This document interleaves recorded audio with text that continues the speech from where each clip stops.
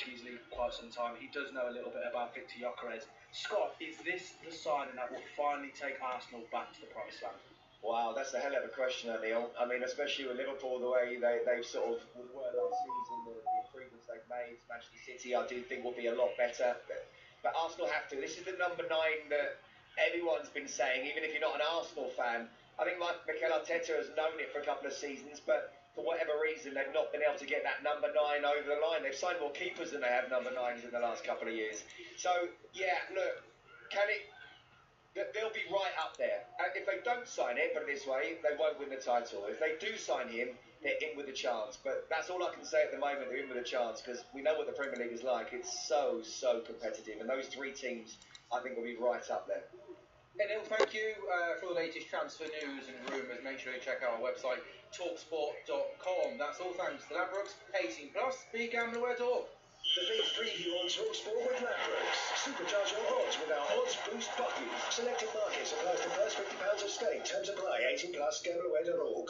An early end today in the world of Wimbledon. The first quarter-final day at SW19. You had 2 men's quarter-finals, 2 women's quarter-finals. Carlos Alcaraz easing past Cameron Norrie in straight sets. Taylor Fritz was the first player through to the single semi-finals, beating Karen Khachanov, the world number 1. Arina Sabalenka winning 4-6, 6-2, 6-4 against Laura Sigmund. She went a set down there, this Sabalenka, but showed her class to get through. And Amanda Anisimova, she's also through to the semi-finals. Tomorrow, more quarter-final action. Again, 2 men's quarters, 2 women's quarters. Both Novak Djokovic and Jannik Sinner in action. We are 50 minutes away then from kickoff. Chelsea Fluminense in the Club World Cup. You are listening to the FIFA Club World Cup live on TalkSport, presented by dazn. Watch every game of the FIFA Club World Cup live and for free on dazn. Sign up at dazn.com.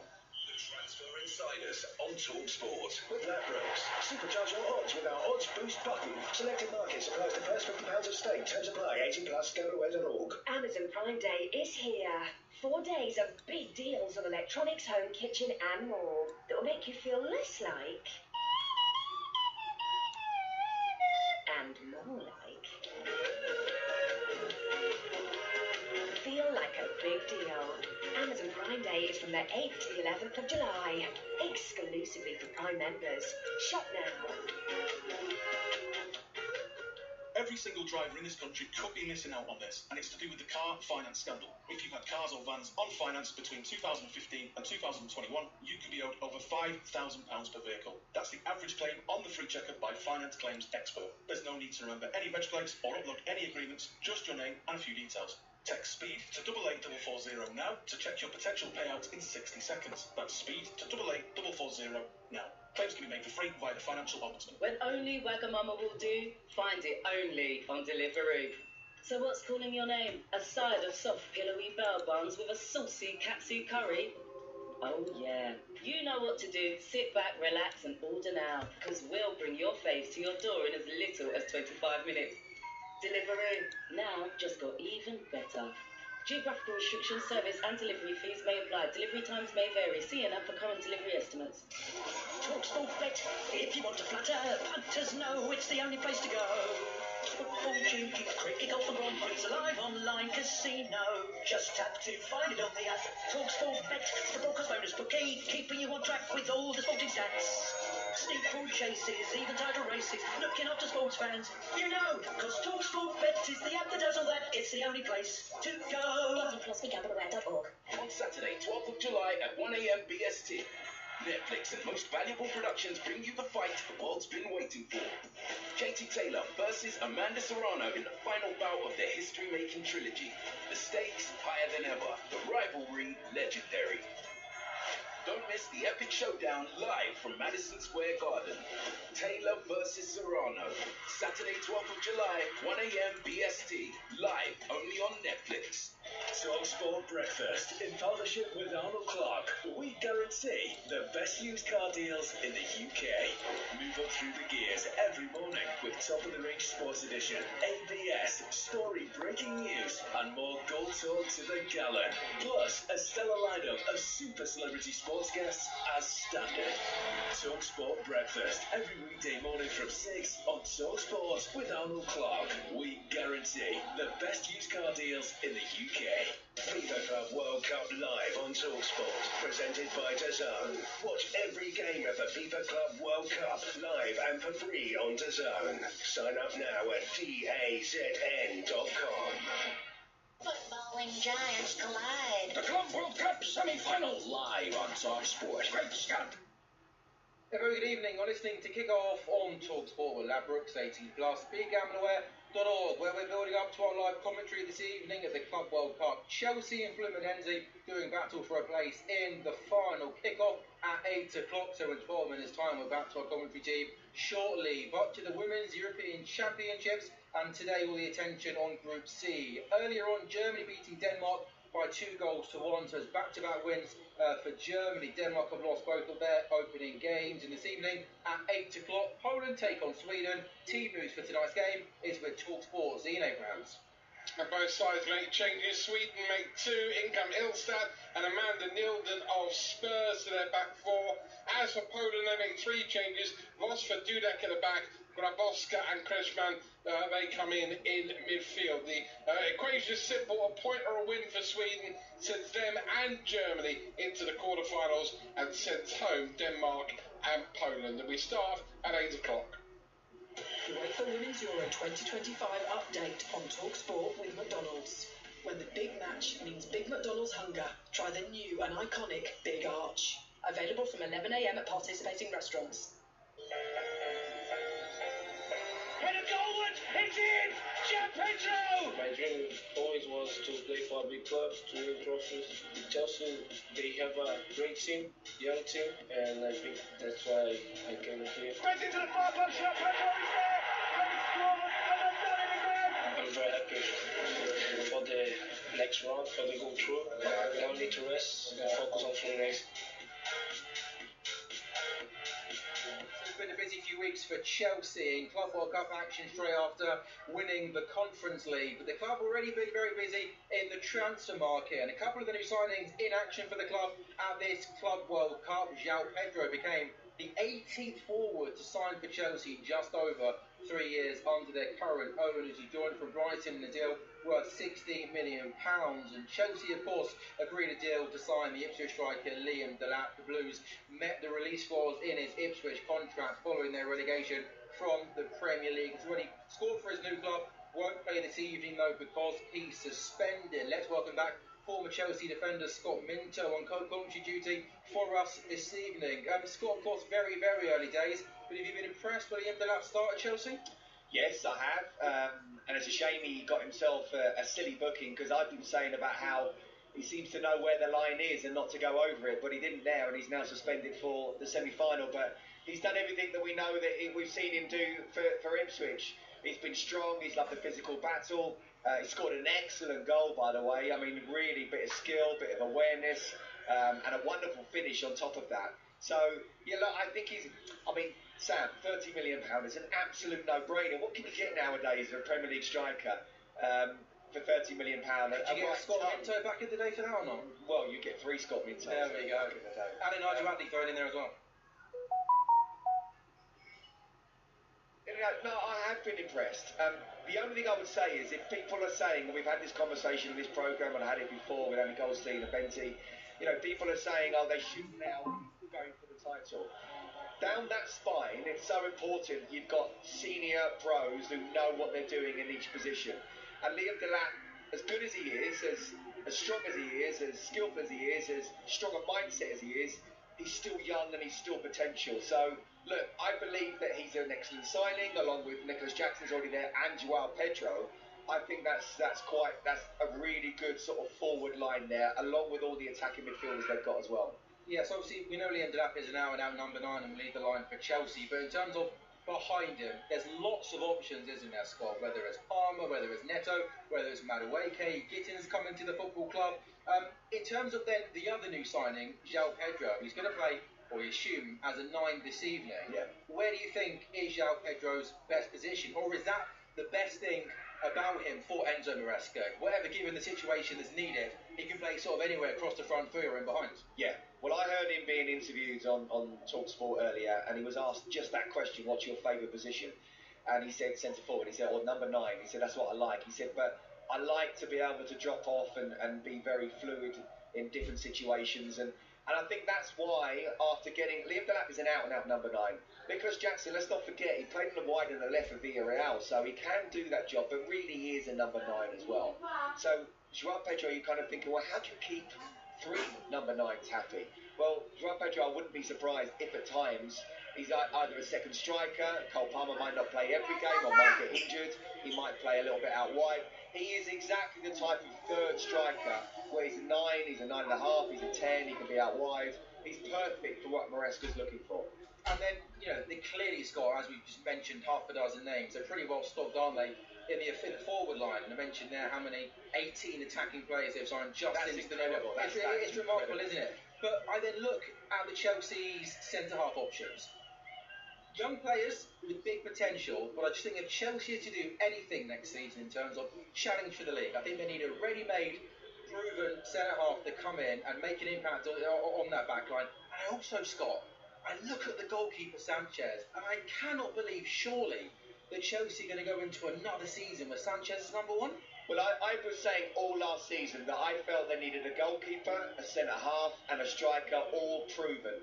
Because the weight of that shirt as a striker and a goalkeeper, you know, Sam, you can make mistakes in midfield, you can make mistakes at left back, and sometimes they might lead to a goal, sometimes you can be helped out. If you make a mistake as a goalkeeper, and I do feel as much as that was a really good strike from Esteban, and it's great that he scored, but still Chelsea won in the last round, that shouldn't have been allowed to go in at the near post. So, yeah, for me, Robert Sanchez improved towards the end of the season. He's actually been pretty decent in this competition. I don't feel he's comfortable on the ball, and I do feel for goalkeepers generally the way they're being asked to play like number 10s nowadays, and they're the last man, and they're not good enough to do that. But I also think he just gives away goals that even an old school goalkeeper shouldn't be given away. So, yeah, again, mate, I couldn't agree with you more. I do feel that they may well go back for Mike Maignan. They said they won't, but for the sake of £5 million, if you really want to try and go for Champions League and Premier League, yeah, I do think they need an upgrade. If this was a 3-hour radio show, it'd be a terrible listen. We just spent the last half an hour agreeing with each other and everything. We'll be hugging each other. I know, it's awful, isn't it? Of course, at the Club World Cup, Scott, we've got these individual players sort of walk-ons, don't we? I'm watching it now on my TV, and all the players look pretty awkward as they're introduced one by one, and they come through the tunnel. I get the impression, though, Scott, that if this was you'd have some sort of strut lined up. You'd love it. You'd absolutely love it, wouldn't you? Look, come on. Mate, you don't know me. That's so not me. Really? I would be kind of like, head down, no, look up, head down, no, come on, put shoulders out. And it would be embarrassing. You can just see the look on all of the players' faces. Yeah. They're just like, is there any need for this? They go, can we not all just walk out? I mean, Cole Palmer's thinking, what is going on? They're all just thinking, can you not just walk out normally and get on with the game? Look, we're in America. And that's what the Americans do. So it's a little bit different. Not for us. Not a major problem. Don't have a massive problem with it. You know, as long as they make sure, which they are starting to now, make sure kickoff is on time, because in the early few games it wasn't, and it overran. But look, something tells me we're not kicking off for 3.5 minutes. No, I agree. But the players, they just want to get out there and play now. That's the last thing they want to be doing, waiting in the tunnel. I can feel Nigel Adley as well is just itching to let go and to kick us off. But while the players are doing this... Nigel's down there. He's just after Enzo Fernandez. He's coming out. There we go. Nigel will walk up to the commentary position. While Nigel does that, I'll just remind people we've got a busy Wednesday evening as well of live commentaries on the TalkSport network. At 5 o'clock, the Women's European Championship continues, and it is the big one. A must-win game for England, of course, losing on the weekend to France. They take on Netherlands live on TalkSport at 5 o'clock, presented by Adrian Durham. Commentary from Joe Shannon and the former English striker Taz Stowie. The Wales-France game is an 8 o'clock kickoff. That's on TalkSport 2, while at the same time here on TalkSport, PSG versus Real Madrid, the other Club World Cup semi-final. Commentary from Nigel Wadley, a busy man, and the former England striker Dean Ashton. But now our attention is on the first Club World Cup semi-final. Can Chelsea reach another final? Fluminense, the surprise package at this tournament, stand in their way. On commentary duty, the former Chelsea defender Scott Minto, and your commentator is TalkSport's Nigel Wadley. Thank you, Sam. Good evening once again. And it's fair to say Chelsea or Fluminense weren't considered as potential semi-finalists when the Club World Cup began. But here they are. Chelsea have rediscovered the tournament savvy they've often shown in the past. But Fluminense are a real surprise. Currently, they aren't even the best team in Rio. But the return of Renato as their coach has galvanised them. And they are the world's last team standing against the might and money of Europe.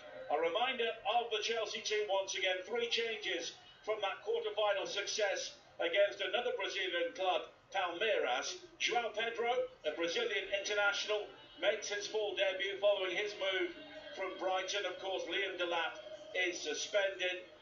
Moises Caicedo is available once again to come back into midfield following his suspension. But Levi Colwill also sits this one out, so Tosin is available once again to come into the back 4. So it's Sanchez in goal, Gusto, Chalobah, Adarabioyo and Cucurella the back 4, Caicedo and Fernandes in midfield, Neto, Palmer and Nkunku behind Pedro in attack. Suspensions an issue as well for Fluminense. Juan Freitas, who has been a very good central defender for them, the Argentinian, he's unavailable along with Martinelli in midfield. So Thiago Santos, the veteran, comes back in alongside Thiago Silva, who's even older than him. The goalkeeper Fabio is older than both at 44 years of age. Hercules, who comes into the team after scoring twice off the bench in the last 2 games, he will start along with Guga on the left and Rene on the right. So that team is Fabio in goal. The back 4 is Ignacio, Thiago Silva and Thiago Santos. Guga and Rene are the 2 wing-backs, with Hercules, Bernal and Renato in central midfield. Arias and Cardo are in attack. The 2 captains, Thiago Silva and Enzo Fernandez, they could maybe share a word in Portuguese. And I'm sure Scott Minto, when Thiago Silva left Chelsea, the last thing he thought he would be doing is playing them in a World semi-final. Absolutely, I can picture him now being very emotional with his wife too. His farewell at Stamford Bridge. I mean, he made such an impression, didn't he? And he was already pretty old when he first went. After a difficult start. Yes, absolutely. But you know, I saw a lot of Chelsea games. Just his presence, but also his awareness and his passing and his first touch. You know, why take 3 or 4 touches when he can do it 1 or 2 times off the first touch or second? But you can tell his leadership. He was absolutely brilliant. So it's something which Chelsea are lacking right now, despite the well over £1 billion has been spent. But look, he's 40 years of age, and just for the next 90 minutes, I hope he doesn't have a blinder. Well, you can tell we're in America because Michael Buffer, the boxing announcer, is doing the pre-match on the pitch at the MetLife Stadium in New Jersey. It's the stadium which will host the World Cup final in just over a year's time. It holds around 82,000, and we must say, despite the dynamic ticketing prices heading downwards over the last couple of days, once again it is fairly sparsely populated for this game. Difficult to say how many are in the stadium, possibly 40,000, but undoubtedly the most populated area is away to the left. All those Fluminense supporters behind the goal. This is a massive occasion for them. It's big for Chelsea, but for Brazilian football and world football against Europe, this is huge. I was just about to say they're not just representing themselves or Brazilian football, but South American and world football. Tim Vickery said it earlier, it's the rest of the world against Europe here, isn't it? So that's what they're representing, but look, they'll concentrate on themselves for sure, and they want to make sure they get off to a good start. TalkSport, the only place to hear both of the semi-finals in the FIFA Club World Cup, and we are underway with Chelsea in their white shirts attacking the goal away to our left in the first half, which has all of the Fluminense Fluminense supporters behind them. They've been making a real racket before kick-off time. Of course, Chelsea always travel well in terms of supporting numbers in the United States. Plenty of blue shirts around the stadium as well. And Fluminense have a goal kick right at the start of this game. And there is a wind swirling at pitch level around the MetLife Stadium, but it's very, very warm. 34 degrees Celsius, but with the humidity, they reckon it's closer to around 38 degrees Celsius, not too far short of 100 degrees Fahrenheit, as Tosin plays it across to Chalobah on the far side. And the two strikers, Cano and Arias, have been lively for Fluminense so far. And German Cano, 37 years of age, the Argentinian, but he scored 13 times when Fluminense won the Copa Libertadores only 2 years ago. Yeah, I was going to say, it's not just the keeper is 44, his centre-half is 40, and by the way, another one is 35 in Thiago Santos, but one of your strikers is 37, so in this heat, as good as he's been, he may not last the full 90 minutes. Chelsea need to make this pitch as big as possible, get them running around, use their possession, the quality that they've got. There's no doubt about it, this is energy-sapping temperatures right now. 2 minutes underway. It is Fluminense 0, Chelsea 0. They're also underway in the Women's Euros between Poland and Sweden in Group C. Germany beating Denmark with a degree of controversy by 2-1 earlier on today. So Denmark without a point, Germany on the way through, but they came from behind and were helped out by at least one VAR call, leading to a penalty. As it's played infield by Ignacio, one of three central defenders for Fluminense. Renato, their coach, changed their formation early on in the tournament, and things really improved as it's brought forward now by Arias. Wide to the far side, Rene with the cross into the penalty area, and it's volleyed towards goal by Cano. It could turn out to be a cross as the ball almost breaks for Rene inside the penalty area, but Malo Gusto will control, back inside to Tosin, and it's cleared away. And there's no doubt Fluminense do not lack experience. Fabio, the goalkeeper, is 44, Thiago Silva is 40, alongside Thiago Santos today, who is 35, with Cano up front, he's 37. Neto coming forward now for Chelsea down the left. Infield again towards Cole Palmer. There's also Rene, 32, he's a left wing back. Let me tell you, that is not an easy position to run up and down in these conditions. Most important position on the field. Well, of course. You may say that, I couldn't possibly comment.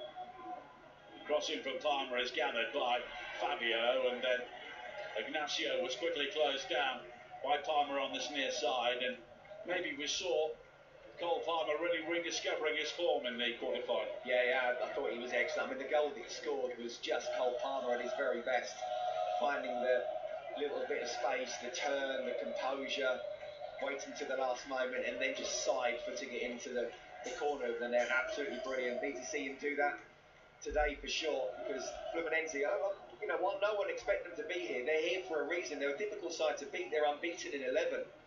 Unbeaten in this competition. This will not be easy. Well, they drew 0-0 with Dortmund in the group stage. And then, of course, they've knocked out Inter, so they are deserving of respect as they come forward now with Hercules, who has been given a start today after 2 goals from the bench. Now Guga on the right with the cross in, it's blocked. Hercules is able to gather again. Guga back in field towards Ignacio. Hercules gathers once again, scored only once in 30 games before 2 goals in the last 2 games in the knockout phase of the Club World Cup. Rene does have support further wide from the NATO, and Fluminense showing that they are very comfortable in possession in the opening 5 minutes or so. Yeah, I mean, talk about the experience. Well, this will not overawe them by any stretch of the imagination, and they're the team that's looking comfortable on the ball. And now Enzo Fernandez with a challenge which will lead to a free kick. Francois Letexier of France is the referee, and it was almost a scissor there from Fernandez. Maybe not quite, but there's no doubt he caught Ignacio, and it will be a free kick. Yeah, look, he'll claim he got the ball, but his other leg, he got the man as well, and you just can't make those type of tackles. So I mean, in some respects, he's quite lucky that he's not going to get a yellow card. The referee's talking to him, he's not happy, and from a player's point of view, when you make that kind of dive and it's given, you're always a little bit scared the card will come out. He won't want that coming out so early, so he made it look as if that was a terrible decision. Maybe he's calmed the referee down, the referee's talked to him, and he's got away with that one a little bit. Renato, the Fluminense coach, makes his way out towards the edge of the technical area. Looks a bit like an uncle at a barbecue under the baseball cap with the blue and white check shirt, but he is a legendary coach in Brazilian football and also a great player during his time as well, as Fluminense will get a free kick. Well, they thought on this near side, but the flag has gone up for offside against Arias, and Chelsea will get the ball back. But still Fluminense with the ball, isn't it? At this moment in time, the Chelsea midfield not quite able to get hold of the ball, but that's okay. Still very, very early days. Now they are on the ball, they just need to stroke it around, get touches, get passes, get them moving around Fluminense. Don't worry about creating chances just yet. It's the third Brazilian club that Chelsea have played. Of course, they lost to Flamengo and then beat Palmeiras. Fluminense are below both clubs in the current Brazilian table, which is mid-season, unbeaten at home, but they don't travel too well, but they certainly have during the United States in this competition. You can just see there, Pedro just dropped off. He's looking at Pedro Neto to see if he wanted it to feed her over the top. He went short to go long and tried to put it over the top. So certainly with the line that Fluminense were holding there, it's a definite option when Pedro drops off. You just wonder how long it will take for him to get used to the attacking unit at Chelsea, and also for the other players to get used to him, because they've been playing with Liam Delap and they are different players. They are, and it's a really fair point, but honestly I thought he was so good when he came off the bench in the last game. It looked like he'd been playing for Chelsea for a couple of seasons. 7 minutes playing, 0-0 on TalkSport, the first semi-final in the Club World Cup, and now João Pedro comes in field from the right-hand side, lays it back in field, and Chelsea now have it in the centre circle. And Cucurella goes wide to Neto, who's got 3 goals in 4 games in the competition so far. He spins in field and he was caught there by the trailing leg of Renato, and it will be a free kick for Chelsea midway inside the Fluminense half. Well, it's what you want to see. Any wide player, once he gets the ball, trying to be as direct as possible. Pedro Neto's had a really good competition. Scored goals, looks sharp. He's certainly looking sharp today. Free kick for Chelsea. Enzo Fernandez is over it. Chelsea attacking the mass ranks of the Fluminense supporters behind that goal. It's played short to Palmer. The cross in, looking for Pedro. Headed away and then nodded towards goal by Cucurella, but he was under pressure from Ignacio, and it bobbles all the way through to Fabio, who has played well over 1,200 games in his career. He played over 1,000 before he signed for Fluminense. He's won the Copa Libertadores and also 3 titles in Brazilian football as Fluminense give the ball away in a dangerous area. Cucurella down the left-hand side. Now Neto looking to attack. Guga does find some support from Hercules. Now Tosin Adarabioyo. Square to Palmer, and Chelsea beginning to find their attacking group here with 9 minutes play, but 0-0 on TalkSport. The other semi-final, Real Madrid against Paris Saint-Germain, coming up at this time tomorrow.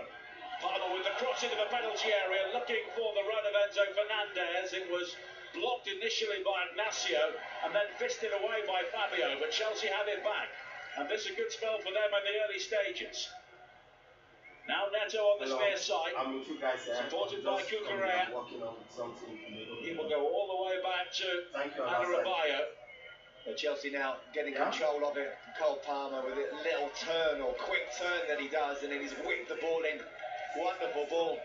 Enzo Fernandez given the ability and the license to go into the box. He very nearly got on the end of that. Chelsea moving forward again with Nkunku, who has retained the trust of Enzo Maresca. To be honest with you, it surprised me. I know there's talk about Donny Madueke agreeing terms with Arsenal, but in the last game he, along with João Pedro, I thought were excellent. really wrestled control back for the game for Chelsea. I'm surprised. The other one, of course, is Malagusta. Rhys James clearly, he's on the bench, but clearly can't be 100% fit. I'm not having it, he is. Now under Abayo, square to Cucurella. Nearly 11 minutes played here. On TalkSport, still Poland 0, Sweden 0. In Group C of the Women's Euros, we have both England and Wales in action tomorrow, 5 o'clock. England against the Netherlands here on TalkSport as Caicedo comes forward now. Plays it wide to the far side. And Gusto, he cuts in field, delivers the cross in. Controlled by Enzo Fernandez, but it's blocked superbly by Ignacio, lunging in around the penalty spot. And Fluminense will clear. It's now been given away though by Arias, but he was slightly fortunate there. It spins into the path of Rennie on the far side, and now Thiago Silva will just shepherd it back with the help of Thiago Santos to the goalkeeper Fabio, who doesn't want the ball, very quickly gives it back, and it's hacked away on the far side. Much better for Chelsea now. They really are turning the screw already after the first 5 or 6 minutes. It was all Fluminense. Now it's all Chelsea. Fluminense not able to get out at all and just kicking the ball out of touch and giving it back to Chelsea. I'm coming, I'm still working on the original Ronaldo is here watching today. I won't go into talk, but if only he didn't have those injuries, he'd be up there with Messi and Maradona. Adebayo plays it forward here, looking for Enzo Fernandez, unable to keep the ball in play.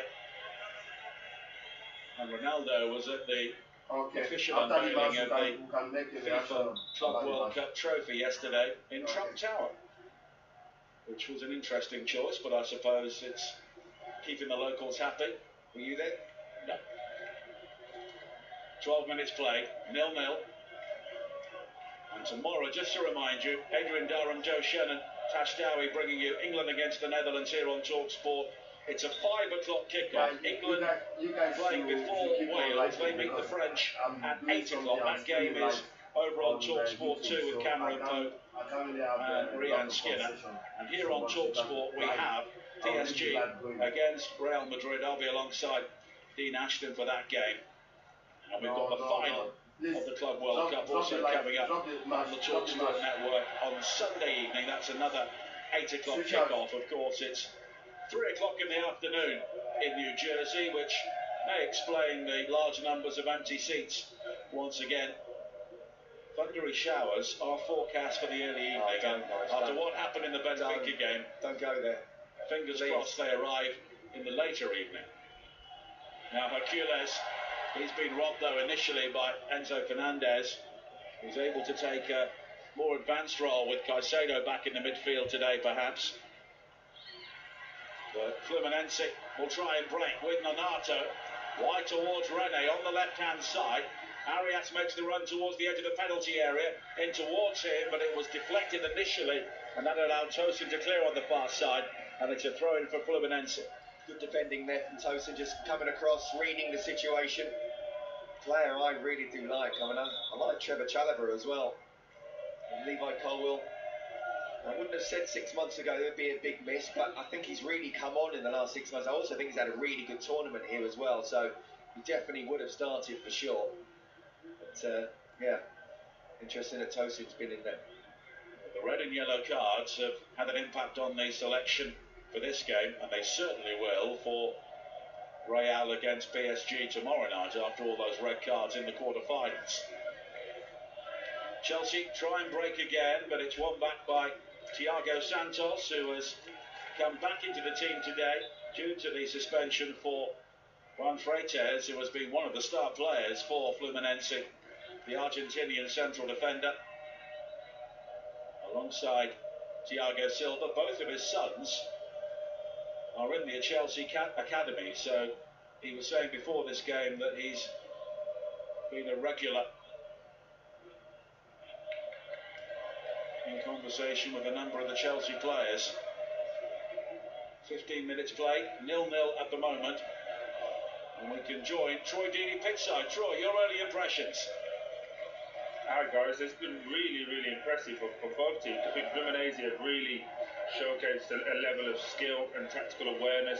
I do think that both teams just need to do a little bit more running off the ball.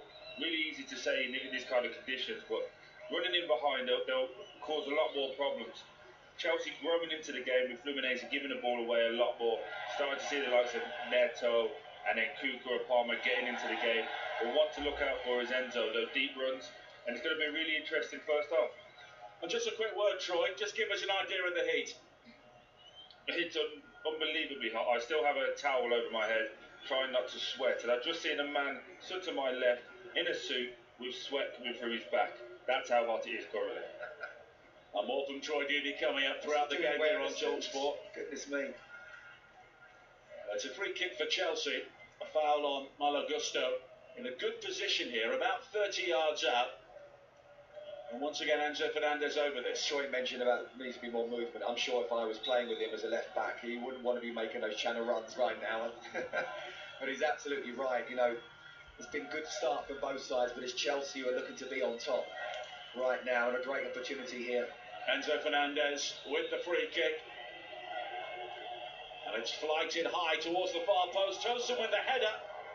And it's wide. Well, we've seen him produce some decent moments inside the opposition penalty area so far, but the flag was raised. Yeah, and you've got to just look along the line. Thiago Silva actually, he was the one who dropped off the most, and it would have been close. Yeah, it's a free kick, it's a dangerous situation, and at least look along the line and make sure you're onside. 17 minutes played on TalkSport at the FIFA Club World Cup. Fluminense 0, Chelsea 0 at the MetLife Stadium in East Rutherford, New Jersey. The venue for the World Cup final. Next year there'll be 8 games in this stadium during the World Cup, and there was a crowd of 80,000 here a year ago today for the Copa America semi-final between Argentina and Canada, as Neto swings across into the penalty area, cleared by Thiago Silva, and curled in superbly by João Pedro. What a way to open his Chelsea account. No celebration from the former Fluminense player, but that was a special goal from João Pedro, curling in an absolute beauty, and Chelsea are on their way to the final already, thanks to the new boy. Fluminense 0, Chelsea 1. When he looks at the crowd and he's still almost saying, I'm sorry. Do not apologise for a wonder strike like that. There was nothing on at all. The ball was laid to him. He's 20-25 yards out, sort of inside left position. And you wonder what he's going to do with it. Would he pass it inside? Would he try and maybe even have a cross? But no, there was only one thing in his mind. He takes a touch, he takes a second touch, and he whips it to the far post. Telling you now, Fabio or any keeper in the world would have no chance with that. Not just because of the precision, but because of the power. Wonder strike. What a wonderful debut so far. And it was Thiago Silva who gave him the ball on the edge of the penalty area. The former Chelsea man helping out the former Fluminense man, but it's Chelsea who lead the Brazilians.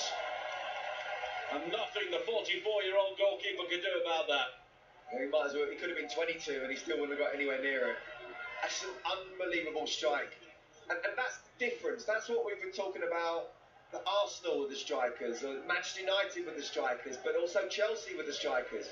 You need someone who can create a goal out of nothing. I remember playing against Michael Owen, and sometimes he'd have 5 touches in a game and 2 of them would go in the back of the net. You go home thinking, well, hold on a minute, we played well there. What happened? That's what top strikers can do. I tell you what, that was an absolutely amazing strike. And João Pedro is off and running for Chelsea. And of course, strikers do come with a premium these days, as Chelsea have found in their transfer dealings in recent years. But when you come up with moments like that in a game like this, he is worth every single penny. Chelsea popping the ball around the midfield at the moment. A triangle involving Fernandez, Caicedo and Adebayo, and now it's Cucurella who brings it forward. Neto coming in field. Chelsea have the look here at the moment with 20 minutes played, leading Fluminense by a goal to nil. Of course, they took the lead against both of their previous Brazilian opponents with very different outcomes in the end, but Chelsea do seem to have really grown into this competition the longer it's gone on. And here is Fernandez again, who's running the game at the moment. Wide to Pedro, down the left-hand side. He'll take on Guga. Not once but twice. Then he delivers the cross in and the header towards goal. And it was Malagusto. In fact, it was Nkunku coming around the back, and it was kept out well by Fabio. Yeah, I mean, it's brilliant play for Pedro Neto down the left. He chopped and chopped and chopped, and he's then whipped the ball in. Malagusto's unlucky. He's got in front of his defender, yard either side of the goalkeeper, and that's 2-0. 21 minutes played. Chelsea leading here by a goal to nil. Fantastic goal from João Pedro. Let's get a view from another number 9, watching pitchside, Troy Deeney. Alright guys, what a finish. Obviously played with João Pedro at Watford, and as soon as he took that touch, I said, goal. That's his favourite position on the pitch. Obviously he used to be a left winger as well, so cutting in that area, and as soon as he opened his body, the shape, I heard Scott Minto in commentary say, just to that far post, it doesn't matter how young the goalkeeper is, you're not going to save that. Excellent, excellent goal. And now you're seeing what he can do as a number 9. Of course, Troy Deeney taught him all he knows, Scott. Absolutely. But not all that Troy knows. Now Pedro, wide on this near side. He looks for a free kick as he's blocked off as Enzo Fernandez tried to give him the ball back, but it's Fluminense who win it back, and they've not really ridden the punch of conceding here. But now Arias, who's very deep, the striker, plays it wide to Rene on the far side. John Arias, the Colombian international, not a regular goal scorer, but German Cano, the veteran Argentinian, certainly is.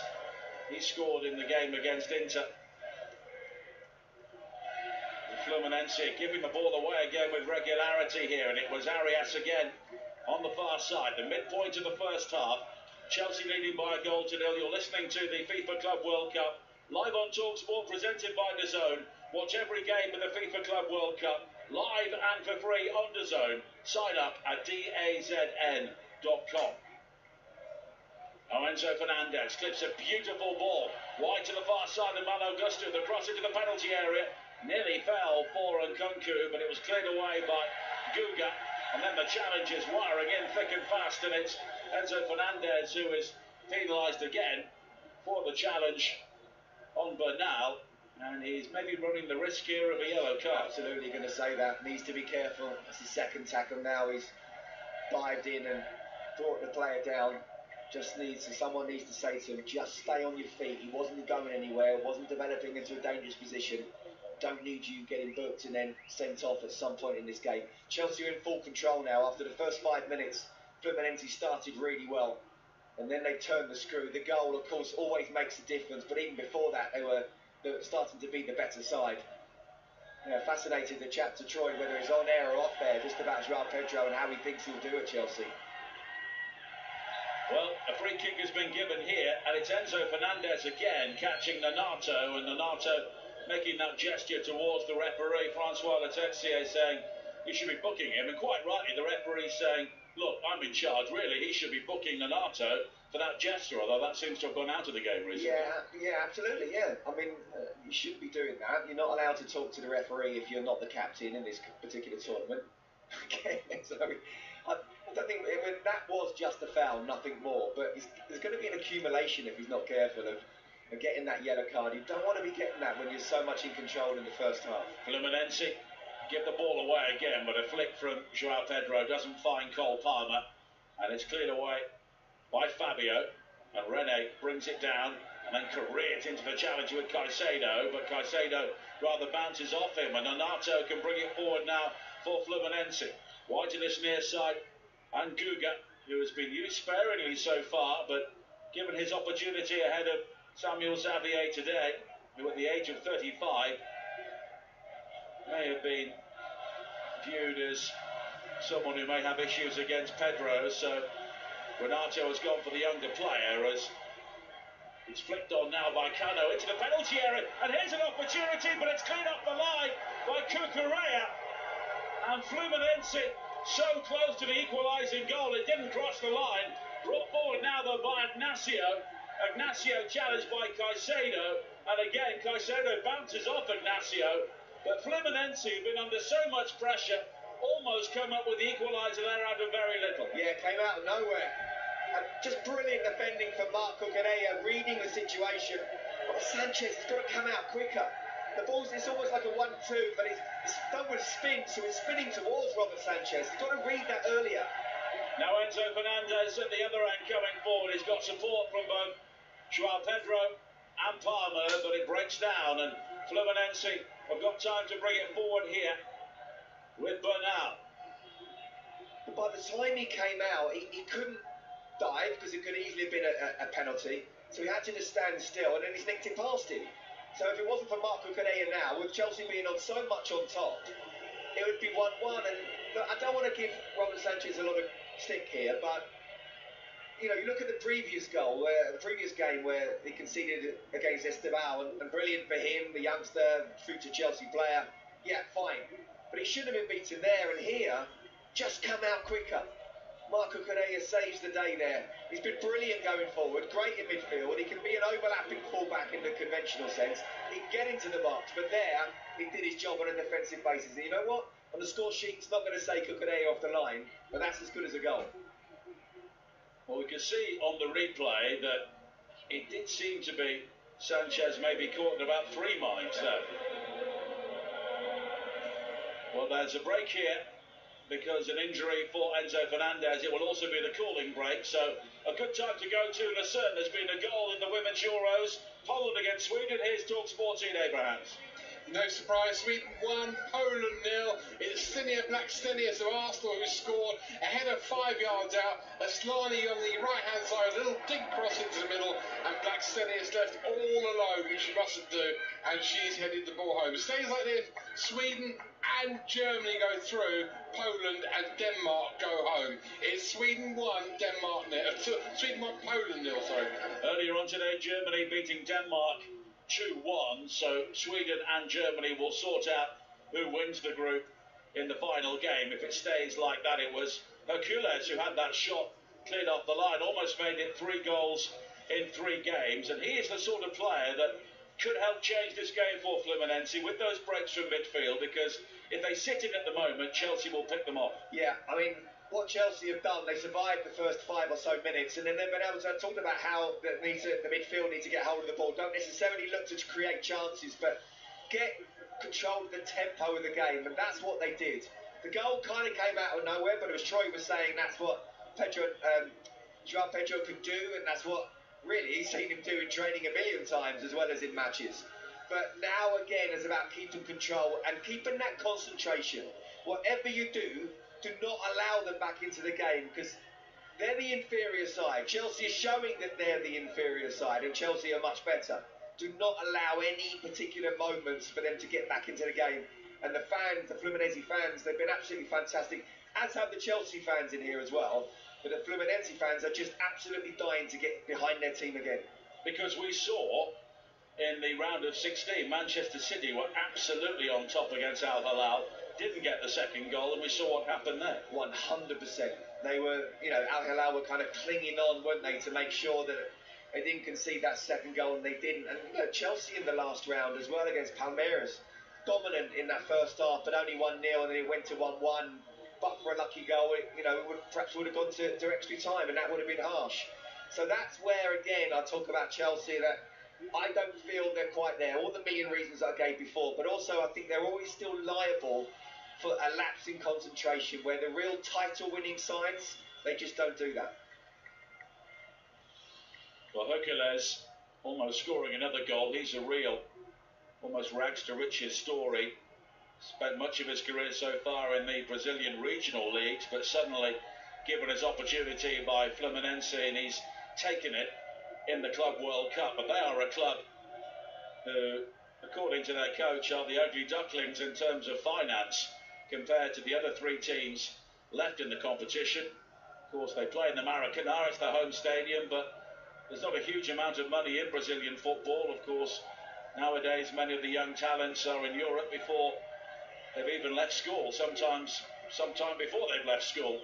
But it's difficult to build a team, but Fluminense, whatever happens here, have done a great job, but Chelsea still have to be wary while it's only 1-0. Yeah, absolutely, and just on that point about the Brazilian youngsters, I think because the big European teams know that the Brazilian teams don't have the money, and they do, and they see these 16, 17-year-old talents. You know, everyone wants them to become a Vinny Junior, but for every Vinny Junior, there are many, many more who have gone to Europe and is just not been able to survive really, and maybe even had to go back to South America. So it's not an easy thing to do. The European teams trying to take advantage of that, but they are where they are. They're in the semi-final. They're only 1-0 down. They're still in this game, so Chelsea still need to be careful. And don't forget, whatever happens here, you can react to all of the big stories from today and this game with Jamie O'Hara and Jason Cundy on the Sports Bar. 03717223344 will be the number, we hope, from 10 o'clock, because that means Chelsea have taken care of business within 90 minutes. And the lightning hasn't come in. Oh, yeah, don't mention that. We haven't had a penalty shootout either yet in this Club World Cup, which is quite strange considering how major tournaments have gone in recent years, particularly in the heat that many teams have experienced as Cole Palmer wins a throw-in on the far side. Let's hope that continues for 24 hours at least. 13 minutes to play in the first half here on TalkSport. Chelsea leading by a goal to nil. Joao Pedro scoring an absolute cracker to get himself off the mark in a Chelsea shirt. And now Nkunku has got time to bring it forward again. Wide to the left, and Pedro. Nkunku, who of course plays in a slightly different role to Joao Pedro, but I wonder how the existing strikers feel when Chelsea brings somebody in during the actual tournament. In terms of Joao Pedro coming, yeah, absolutely. You know, you're Chelsea Football Club. You know, they want to be winning. People are talking about it should be going for the Premier League, and they want the money they've spent. Look what happened in the Roman Abramovich era, and all the fans are desperate for the new hierarchy to take them back to where they once were. Got to deal with it. Oh, an opportunity for Arias, the Colombian, to come forward here for Fluminense, who will take on Cucurella. Double coverage for him, but it was fired in by Guga at the near post, blocked by Cole Palmer, and a corner kick has been given, although Cole Palmer is quick to protest about that. I actually even remember one time when I was at Chelsea reading the papers that Paolo Maldini was going to be brought over by Ruud Gullit. Fair enough. Well, there's no competition. I'm only joking. No, there's no absolutely zero competition there. Even after it was like, okay, I wonder if I should start looking elsewhere. Corner kick here, which will be taken by Hercules for Fluminense. The stadium has certainly filled up since kickoff time. And it's Arias who delivers eventually, but it's cleared away as far as Rene. Rene fires in the cross, and there were three Fluminense players waiting for that. Cleared away by Adarabioyo. And now Arias with a cross to the far post, and a crucial header away by Joao Pedro, because Sanchez was really cut out by that cross. Now Ignacio, the central defender on the far side. Does he have a winger's cross in his legs? He doesn't. Chelsea clear.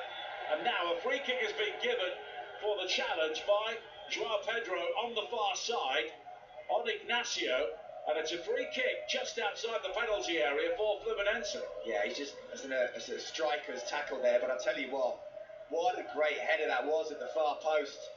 Because Ignacio was there, the big centre half. If he had had a free header, going to give Robert Sanchez no chance whatsoever. So brilliant defending from Joao Pedro. Yes, he's given away the free kick there, and it is in a dangerous position. Just final one on the Paolo Maldini. So Frank Sinclair said, I remember him shouting out to Ruud, saying, Ruud, do you think he's better than me? We're talking about the world's greatest defender ever, in my opinion. What did he say? He laughed like we all did. Yeah, man management. Free kick, Rene is over it, along with Arias on the far side for Fluminense. Rene fires it in, appeals for handball inside the area, and it's a penalty! A penalty for Fluminense! A Chelsea hand at the near post. Cucurella seemed to be the player closest to it. There are Chelsea complaints, but Francois Letexier took it straight to the spot. Well, that again has come from nowhere, and you know, maybe just Joao Pedro, as much as it was a great header at the far post, he's got to learn he can't afford to do that.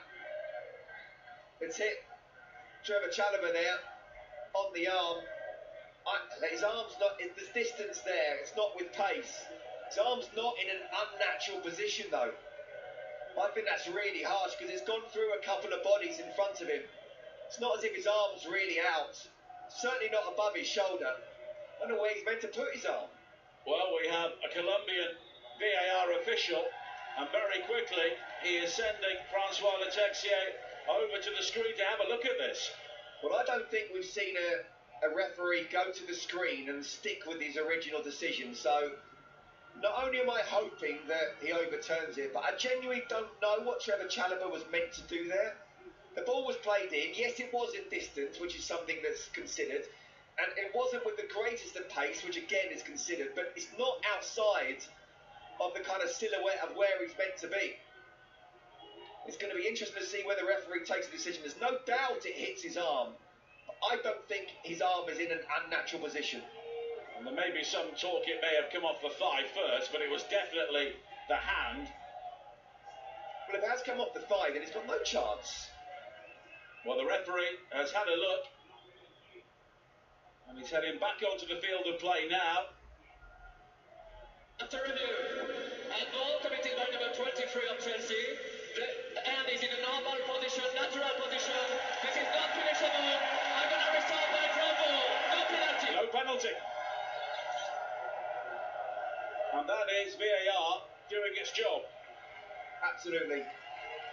And again, it's good to hear the referee say that his arm was in a normal position. Definitely not an unnatural position. You know, there are some times where you just sort of think, where are you meant to put your arm? I mean, I hate defenders when they're fullbacks, when they've got wingers running at them and they've almost got their arms behind the back. It's like, well, how can you defend that? But that's what has got the game too. Got defenders doing that. And Trevor Chalobah, the ball's come in from distance.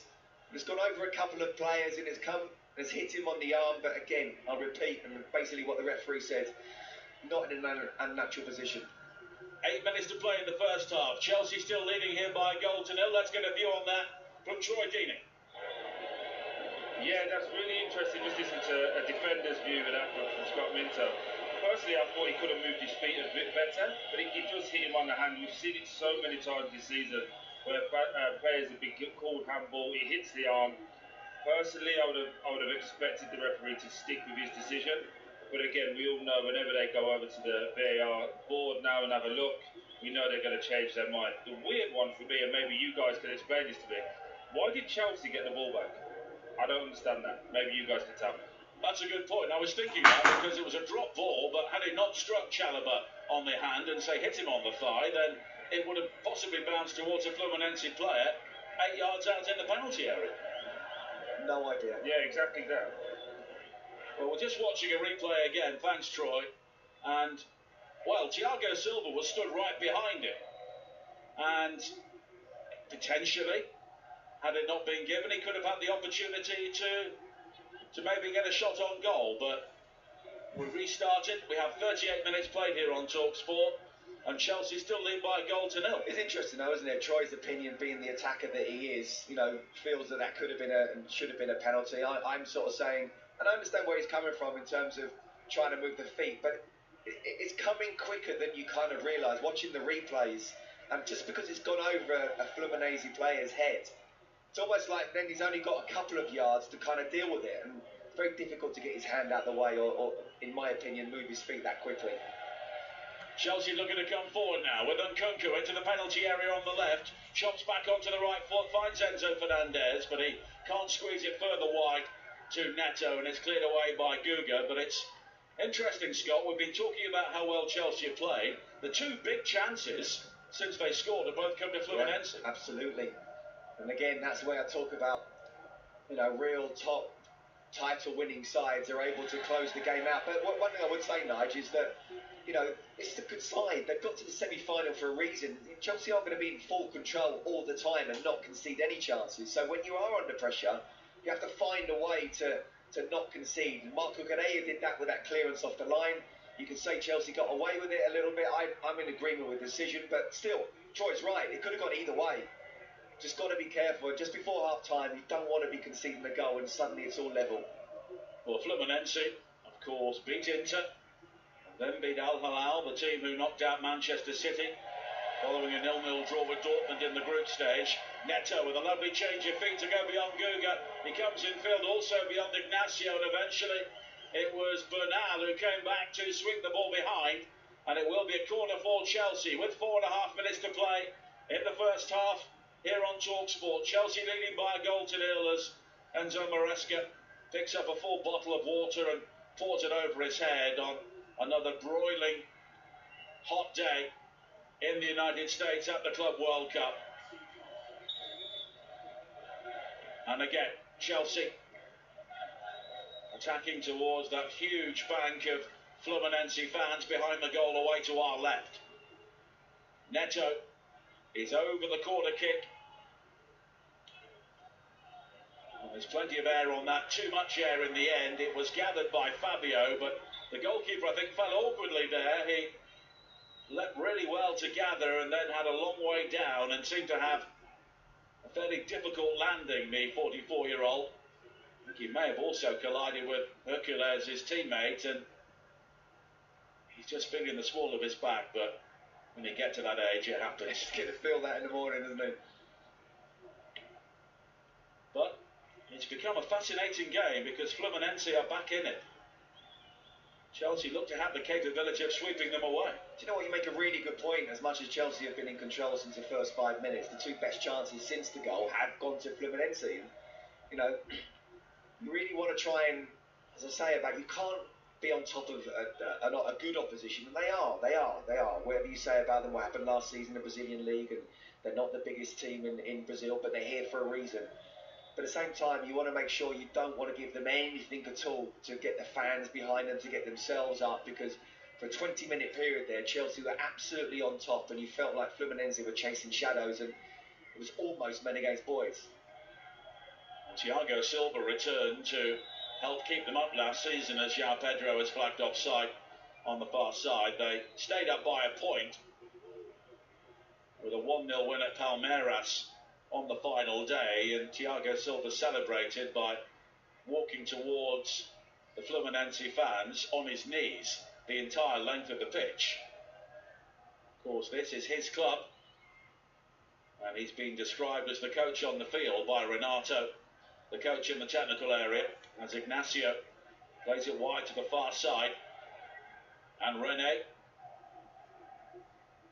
And Arias takes over. Arias is the striker who has license to buzz around and try and pick up those pockets of room. Cano is very much the number 9. And he's not really playing beyond the width of the penalty area, but that's his job, as Hercules goes all the way back towards Fabio once again. Fluminense currently 6th in the Brazilian League. They qualify for this tournament having won the Copa Libertadores, beating River Plate in the final 2 years ago, and that was a surprise as well. Now Guga, midfield towards Arias, and Donato takes over.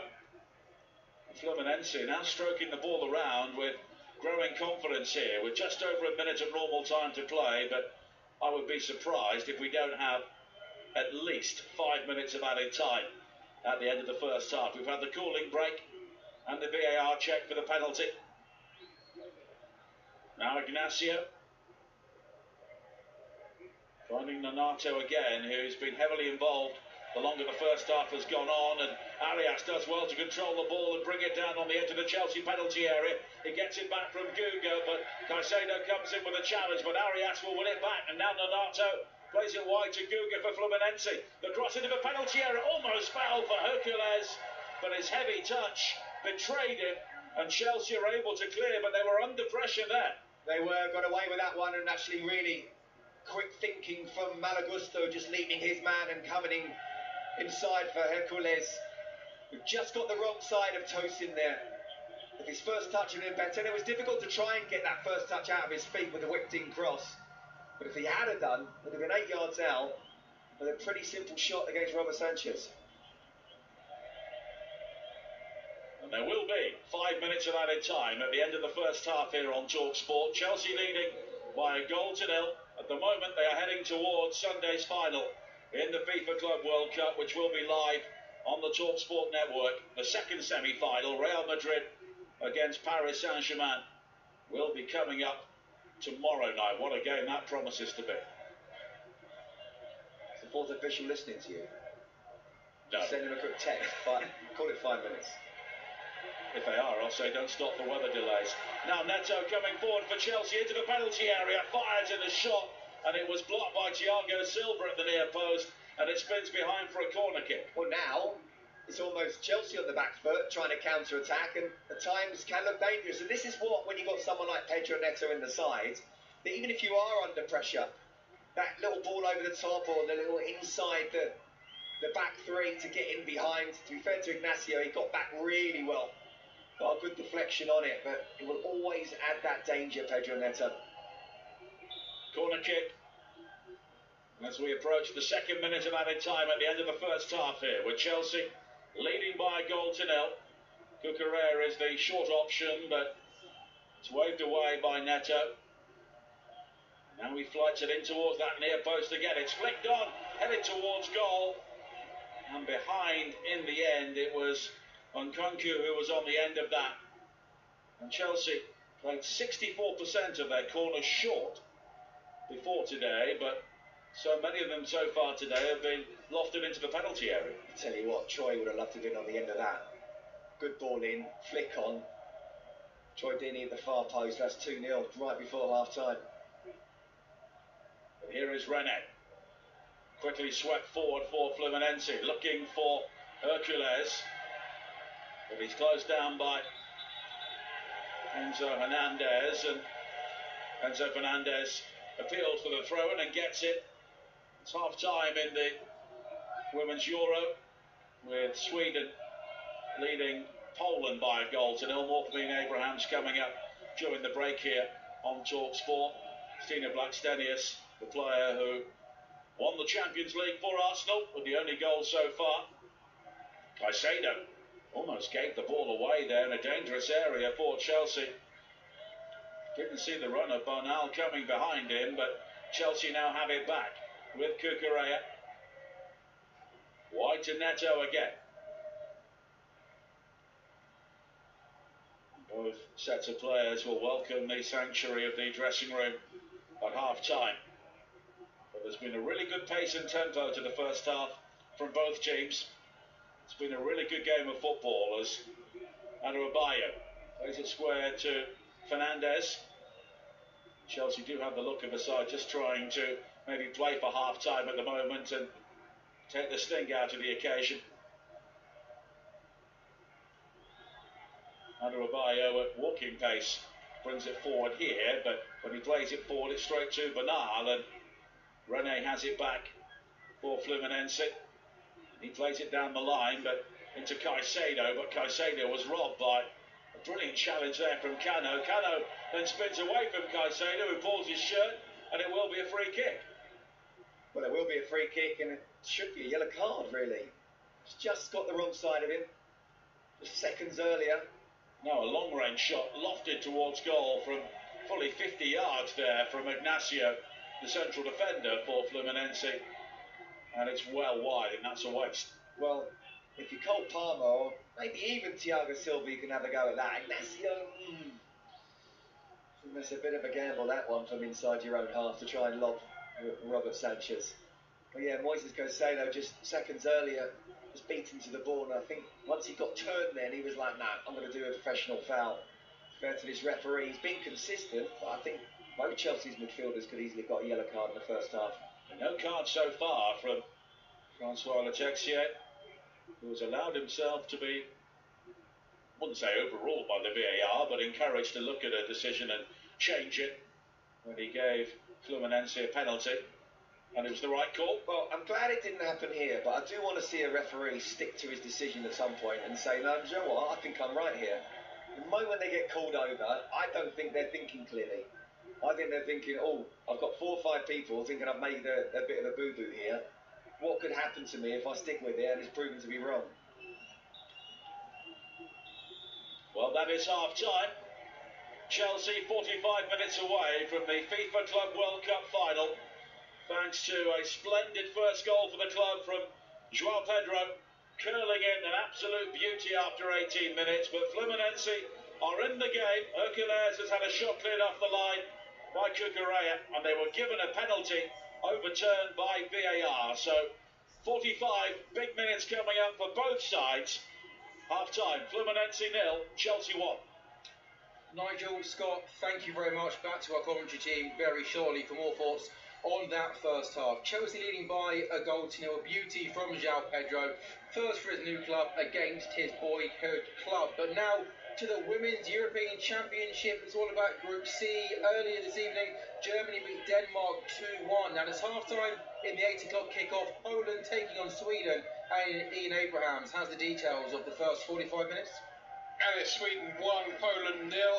Sweden have been on top throughout the whole game, and their goal came on 27 minutes. Asiani, who's going to be playing for London City Lionesses in the WSL this season, with the cross on the right-hand side. But Arsenal's Stinia Blackstenius 5 yards out unmarked to head home. But she should have had a first-half hat-trick. She put another effort just wide, and she also headed over from a similar distance out when she really should have at least got it on target. Asiani and also Yanogi have had efforts which have hit the crossbar, headers which have hit the crossbar for Sweden, who could have been home and hosed long before now. Poland barely seen as an attacking threat. At the break, Sweden are winning and going through, which will take Germany through as well. It's Sweden 1, Poland 0.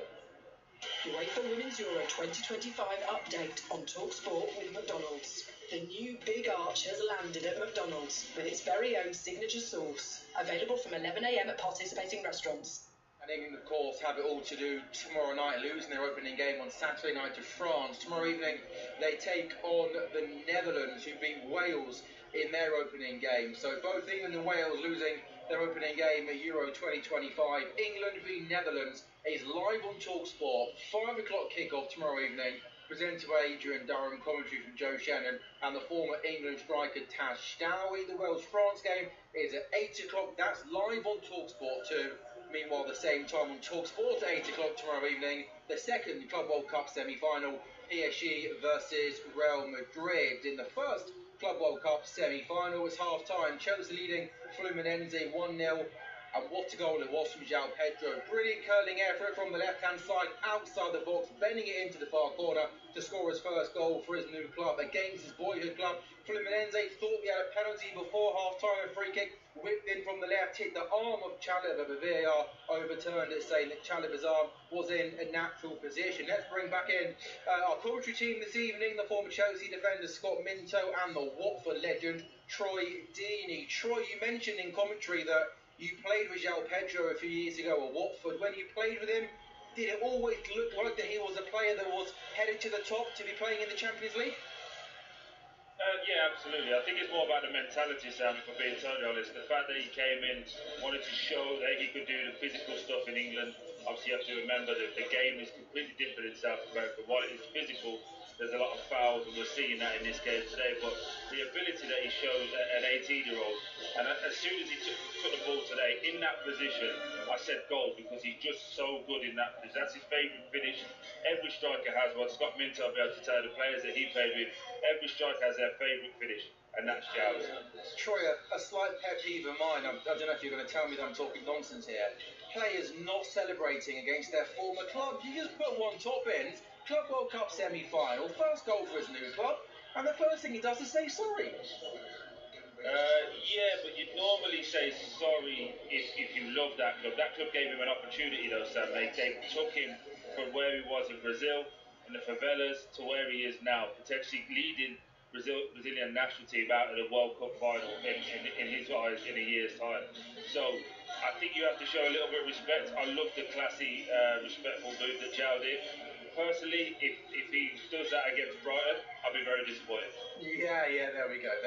Fine. Yeah, if there's a deep connection to the club, fine. You can't just not celebrate against any former team. And I guess, Troy, the big possible contentious point right at the end was that the handball, the free kick whipped in from the left-hand side. I thought that Chalobah's hand was in a completely natural position, like Scott Minto thought, but you in commentary thought that possibly the defender could have done better.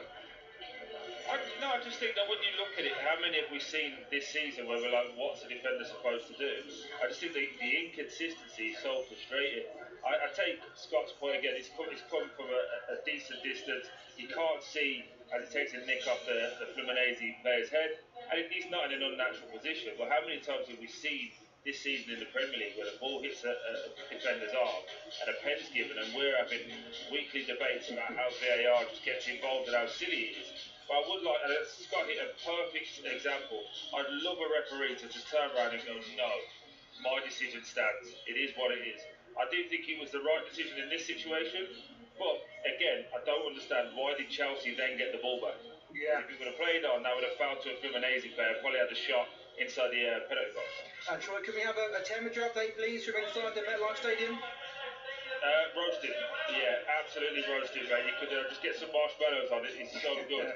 But to be playing in it is not comfortable. But for myself, got a little towel over my head, enjoyed myself, and I've just drank a gallon of water, so life is good. Yeah, I was going to say, have you got any unusual techniques to deal with the soaring heat? Is it just cold towel over the head that does the trick for you?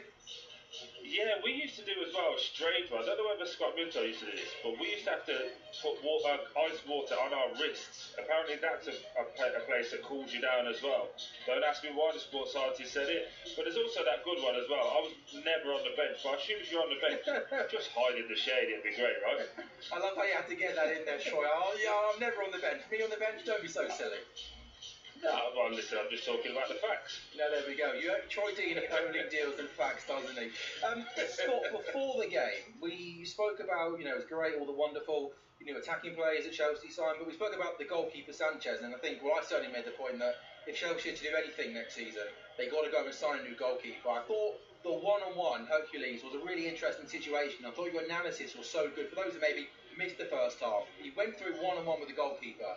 And it was strange because it felt like the ball was just rolling towards the goalkeeper, and he just didn't want to come out and deal with it. And I just thought, Scott, that must be just a confidence thing, right? And I remember doing Chelsea games last season.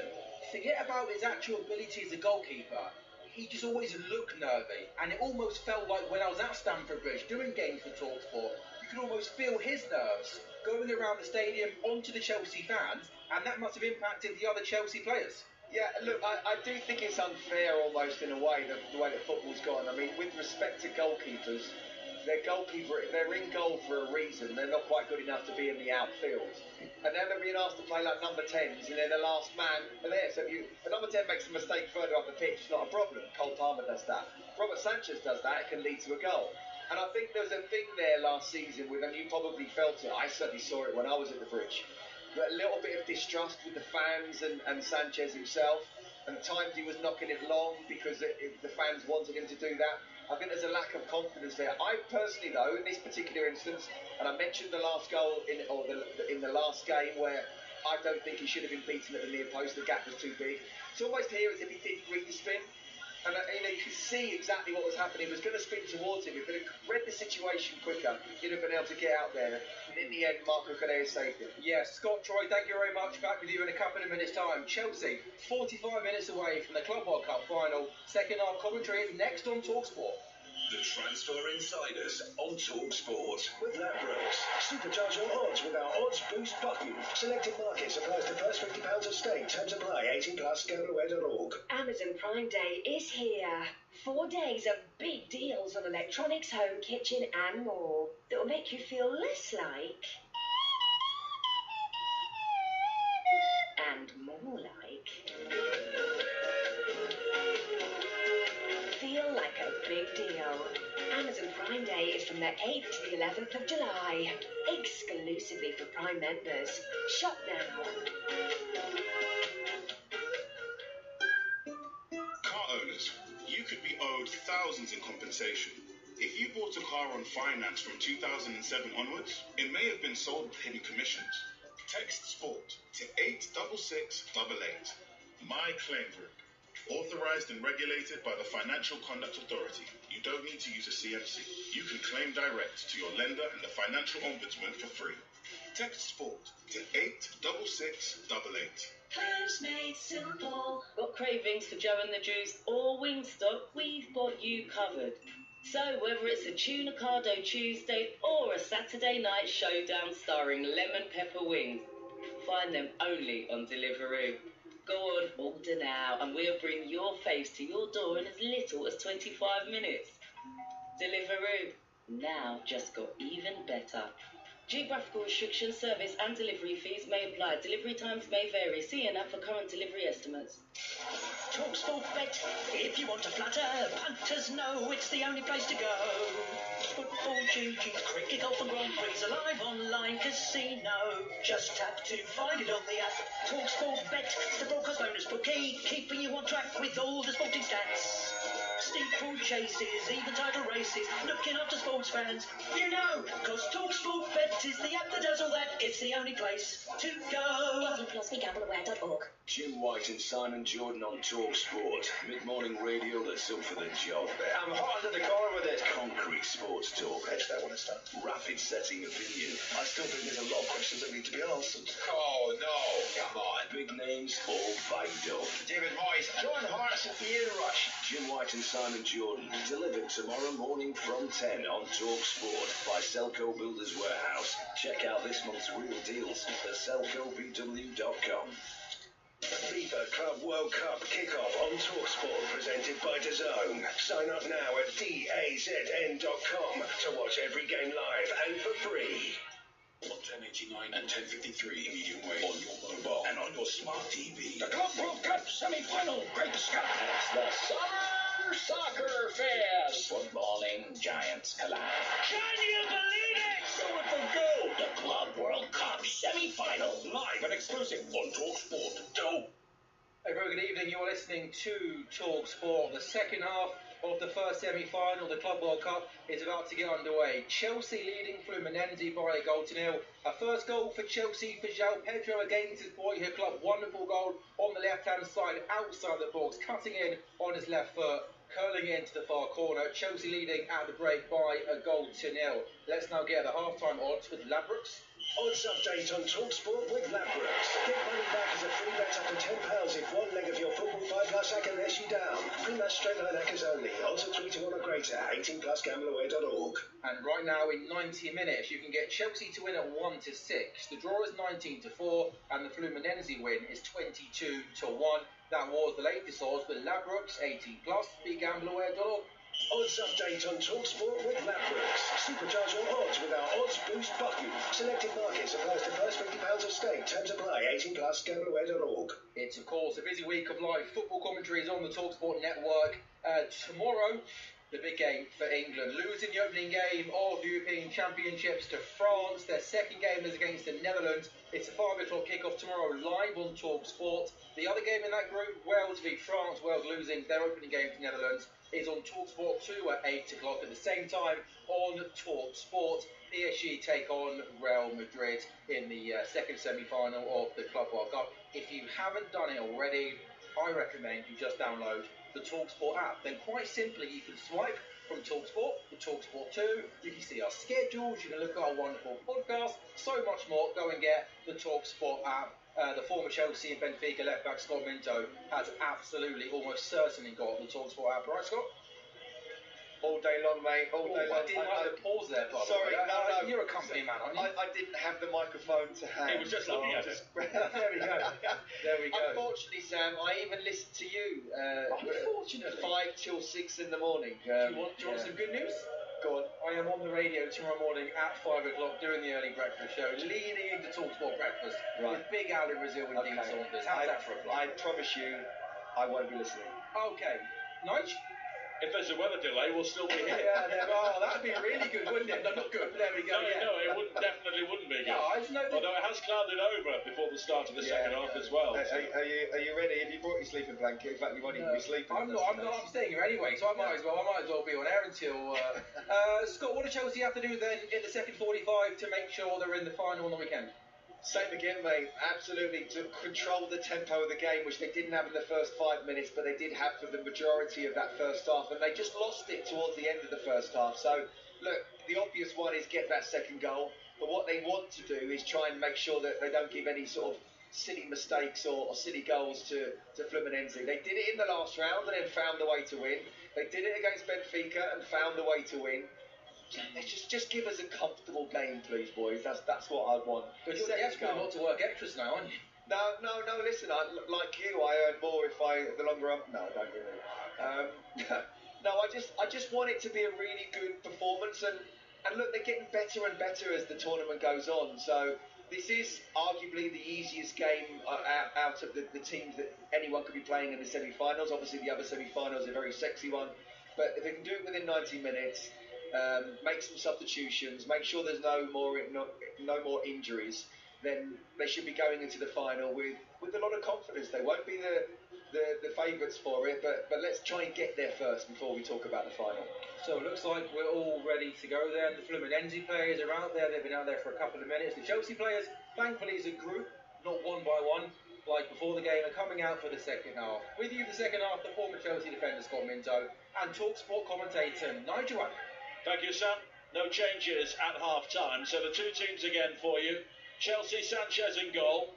Gusto, Chalobah, Adebayo and Cucurella at the back four. Palmer, Caicedo and Fernandes in midfield, and Kunku and Neto supporting the goal scorer João Pedro in attack. Fluminense, Fabio in goal, the back four, Ignacio, Thiago Silva and Thiago Santos, Guga, Hercules, Bernal and Rene are in midfield, with Nonato behind Arias and Cano in attack. Enzo Maresca makes his way around the edge of the pitch towards the technical area, and he'll be grateful for the huge blowers there who are sending out jets of mist and steam towards the two benches on what is a very hot day at the MetLife Stadium in New Jersey. Fluminense get the second half underway in their burgundy, green and white stripes. One of football's great kits, defending the goal away to our right. Chelsea in white shirts with dark green shorts, leading by a goal to nil thanks to João Pedro. Of course, Chelsea winning this competition in 2022 when they beat Palmeiras in the final. And Thomas Tuchel was the coach following the victory in the Champions League when they beat Manchester City in Porto. And Chelsea have maybe rediscovered some of the practicalities that Thomas Tuchel brought to the team in knockout competitions at times during this Club World Cup. But as the guys were saying at half-time, there's just that glimmer of hope for Fluminense, that because Chelsea at times do have that soft underbelly. Yeah, I mean, we've seen it in the tournament, haven't we? Actually, towards the end of the Premier League season, with sort of 8 games to go, you looked at the fixtures and you're sort of thinking, I'm not sure this Chelsea side could do it. Well, they certainly did. They got into the Champions League, but still feel when it's 1-0. And of course, again, we've got to caveat it with people who turn around and say, it's an easy game for Chelsea. It's not. This is a team that are very difficult to beat, and the reason why they've been 11 unbeaten, the reason why they're here in the semi-final of the Club World Cup as well. They're not going to have it all their own way, but I'll go back to the real title-winning sides, and certainly none better than any of the Chelsea sides with John Terry in. They were able to see games out, and that's something which Chelsea have to do here as well. They're underway in the second half between Poland and Sweden in the Women's Euro. There's been action there. We'll be off to Ian Abrahams shortly as João Pedro is beaten to it in the air by Thiago Silva. Almost won back by Nkunku on this near side, but it's Rene who slides in with a challenge, and it will be a throw-in to Chelsea. It's taken quickly. Palmer into Gusto. He's challenged, though, by Bernal, and it will be another throw-in for Chelsea. There's been a goal in Lucerne in the Women's Euro. Here's TalkSport's Ian Abrahams. Sweden 2, Poland 0, a second Swedish goal created by Chelsea's righty, carried down the right-hand side with a lovely cross to the edge of the 6-yard box, where Asllani, who will be playing for London City Lionesses next season in the WSL, headed into the corner of the net. This should be game over now. Sweden 2, Poland 0. Two of the veterans, Blackstenius and Asllani, with the goals for Sweden. They and Germany both going through with 6 points from Group C. Germany beating Denmark 2-1 earlier today. They'll play each other to decide who wins the group in the final round as Caicedo plays it wide to the far side, looking for Neto, cut out by Guga. The whistle has gone anyway, and it will be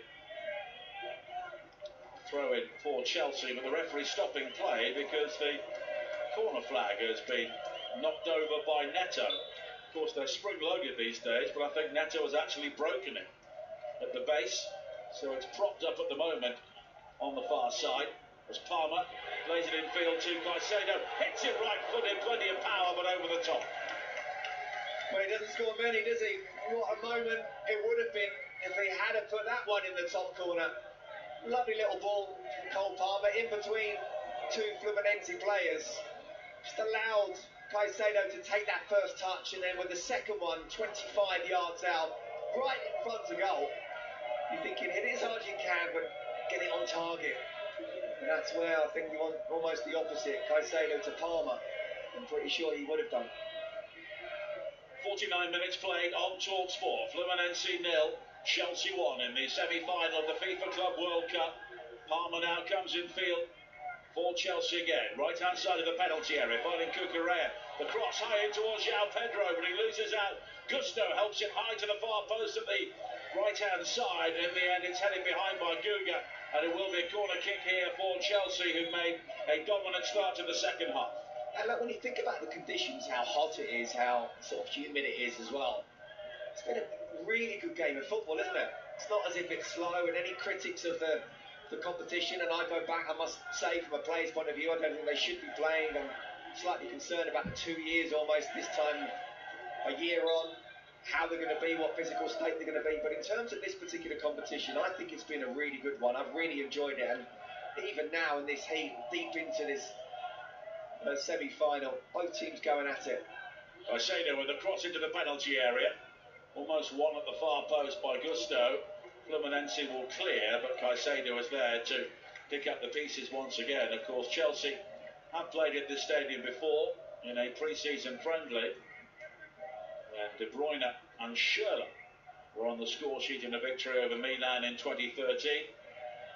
But of course, this is a pretty big competitive game as Neto comes forward now in towards Fernandes, nearly finds Palmer, but it's hammered away by Hercules, and it will be a throw into Chelsea. And if you assess the footballing geopolitics around Chelsea, having an American owner doing well in this competition in America, it's pretty significant for him. Certainly go down well, wouldn't it? With the Chelsea hierarchy for sure. Now Gusto plays it down the line for João Pedro once again, who gathers in the right-hand channel, turns away from Thiago Silva. Challenge crunches in from René, and in the end, the free kick has been given to Fluminense for offside against João Pedro, and it will be a free kick for the Brazilians. Chelsea have played in New Jersey previously as well. They played in the 7th game of a 10-match post-season tour in 1954. Can you imagine the furore there'd be now if a club decides to go on a 10-match post-season tour? But that was what Ted Drake decided to do in the 1950s, and Chelsea went home and won the league the following season, so maybe it works. In my first year as a professional footballer, we were 18. I was 18 at Charlton. We went on a 3-week, I'm sure it was 6 games, tour to Australia post-season. And of course, after we won the cup in '97, we went to Hong Kong, Singapore and Brunei as well, played a game each there. It wasn't 10 games. Chelsea also played in the old Giants Stadium against Milan in 2005. Bizarrely, I was at that game, and it was when Chelsea were the defending champions under Jose Mourinho and were about to defend the title even more impressively, as the current day Chelsea team come forward here, 7 minutes into the second half, leading by a goal to nil. It's cut out by Bernal on the edge of the penalty area, but Fluminense giving the ball away with regularity here. Fernandes finding Cucurella. Cucurella's little left foot shot, not too far wide as it snaked through the penalty area, but Chelsea have had opportunities already in the second half to put this game away. Yeah, and territorially, it's all being played in Fluminense's half. Saw Moises Caicedo just a few minutes ago hit one over. Marco Correa just a bit wide, getting closer and closer to that second goal. But again, always think, what if? What if somebody makes a mistake? Am I in the right position? What if they suddenly counter-attack on us? Can we make sure that we snuff out their attack? We have to keep a clean sheet. Assume we're not going to get another goal. Change has been made by Fluminense. Evan Aldo, veteran centre forward, is coming on. And it's one of two changes. Thiago Santos, the central defender, is coming off, so maybe a change of shape as well for Fluminense. We could be heading to a back four here. Everaldo, 34 years of age, started the game against Dortmund, but he's been coming off the bench ever since. As it's one here on Malagusto, wide towards Nkunku for Chelsea by the corner flag on this near side. And Chelsea continuing to keep Fluminense penned in at the start of the second half. Cano replaced by Everaldo, and Kano has come on for Thiago Santos. It's one back by Arias now, who quickly plays it forward, looking for Everaldo. Chelsea want a free kick, nothing's been given. Everaldo now will break into the penalty area. He hits it right-footed, maybe took a deflection on the way through. It was fumbled by Sanchez, but there was no other Fluminense player, I think, in the Chelsea half. Well, that's where they just have to be careful. You can't expect Chelsea to snuff out Fluminense, especially as the game goes on and they get more desperate, to not create some kind of chances. Still just look very open now on the counter-attack. Decent save, one he should be making, Robert Sanchez, but let's give him credit for that. Well, Keno will play on the left-hand side. He's 35. Everaldo will play down the middle, had the shot there, is 34. So Renato is really going to his more experienced players here. The average age of the Fluminense team must be right up there, although they've taken off a 37-year-old Argentinian. Here is Everaldo again. That's what he's saying, they brought it down to about 32, the average age. Yes. Bearing in mind they've got a 44-year-old in goal as well. Now Rene coming forward, wide towards Keno.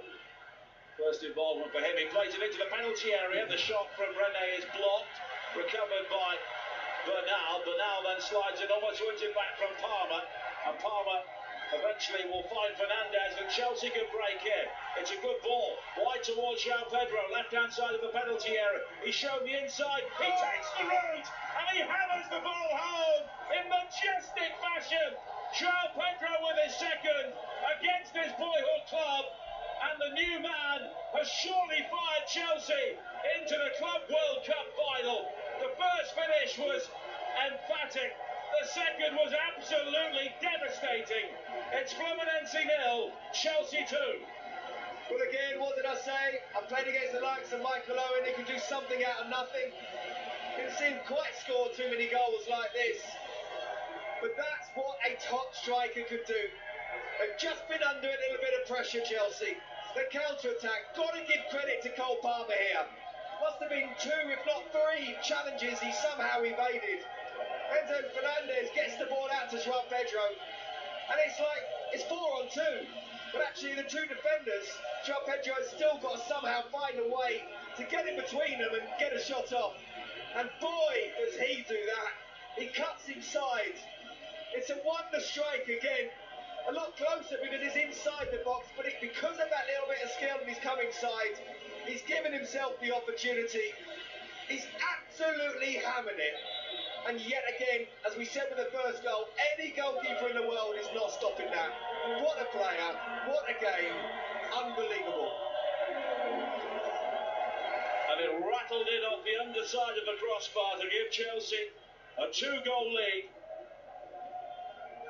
And it came at a time when Fluminense had bodies forward. I think it may have been Thiago Silva who played him onside as well. It dropped back. There was a rather wobbly line to the offside trap for Fluminense, and João Pedro, the player who capitalised.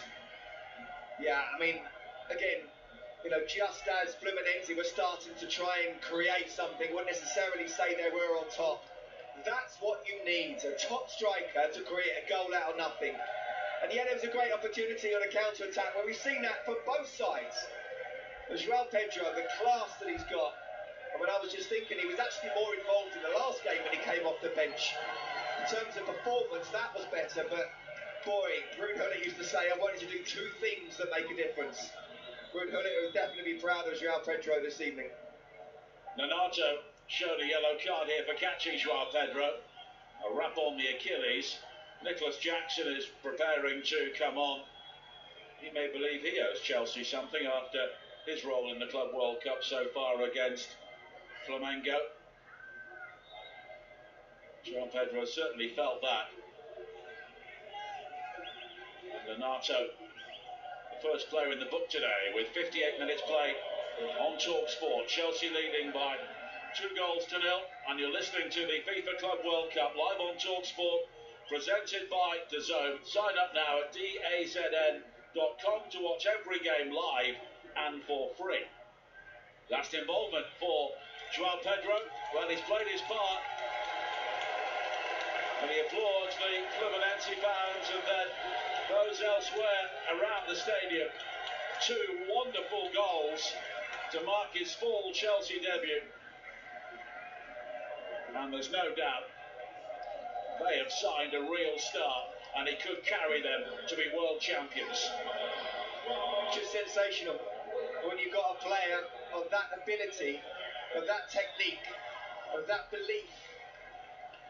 And with those shots, Troy said he's seen him do it loads of times in the Watford training ground and in matches as well. I mean, it's world-class strikes. The first strike, you could argue, was better because it was further out, but the second strike, you could have put 2 or 3 goalkeepers in there and they wouldn't have stopped it because he absolutely hammered it. Brilliant play from Pedro. What a start to a Chelsea career. Now Ignacio under pressure from Jackson, who of course has a role to play here, and maybe 1 or 2 right or wrongs to right after his red card in the game against Flamengo. And there's no doubt at the moment João Pedro, who wasn't at the club when this tournament started, wasn't at the club when he was sent off, is ahead of him in the pecking order. He was on the beach in Copacabana or somewhere, wasn't he? Clearly time well spent. Absolutely. Well, Nicholas Jackson, first things first, don't get sent off. Well, here is Keno for Fluminense. An hour played, they're 2 down. Keno looking to attack the penalty area here, and he goes for goal. And he blazes it high and wide over the top when he had players in support. Yeah, and look, what I would say is, although he was able to get his shot off, that's actually good defending from Malagusto, because he's made sure he's not come onto his right foot, his favoured foot, where the goal will open up. He said, no, you've got to go down the outside, wrong foot, the goal suddenly looks small, and he's hammered it and it's gone wide. Jackson now brings the ball down on the edge of the penalty area. He tries to come in field beyond Ignacio, but he is penalised, and it will be a free kick for Fluminense, whose fairy tale run may be coming to an end here. Nobody expected them to reach the semi-finals. They've caused upsets, they've certainly done their supporters proud. But they've run into João Pedro today, a player they know so well. Joined their academy at the age of 11 before moving on. He's come back to haunt them here today, although he did show them plenty of respect after both of the goals. As Jackson has been caught by Ignacio in the centre circle, and it will be a free kick here for Chelsea. Sweden still 2 goals up on Poland at the Women's Euro. Don't forget, tomorrow, 5 o'clock, huge game for England. Can't afford to lose, certainly against the Netherlands. Commentary with Adrian Durham, Joe Shannon and Tash Dowie. Wales against France will be over on TalkSport 2 with Cameron Pope and Rhian Skinner. Here on TalkSport, I'll be alongside Dean Ashton for Paris Saint-Germain against Real Madrid. At the moment, the winners will be playing Chelsea on Sunday. As Chelsea come forward again now with gusto into the penalty area, and the shot is deflected wide in the end. It was Nkunku with the effort, and Fluminense looking rather ragged now. Yeah, And they're having a little bit more time now, aren't they? It was actually really good defender from Thiago Silva, really good positioning. That was going for the top corner. He's headed it away. And just looking at pictures of Kaká and Gilberto Silva, and they look pretty downbeat with what they've seen so far.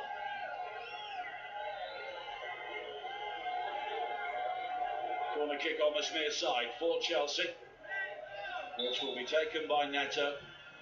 But his left for Enzo Fernandez.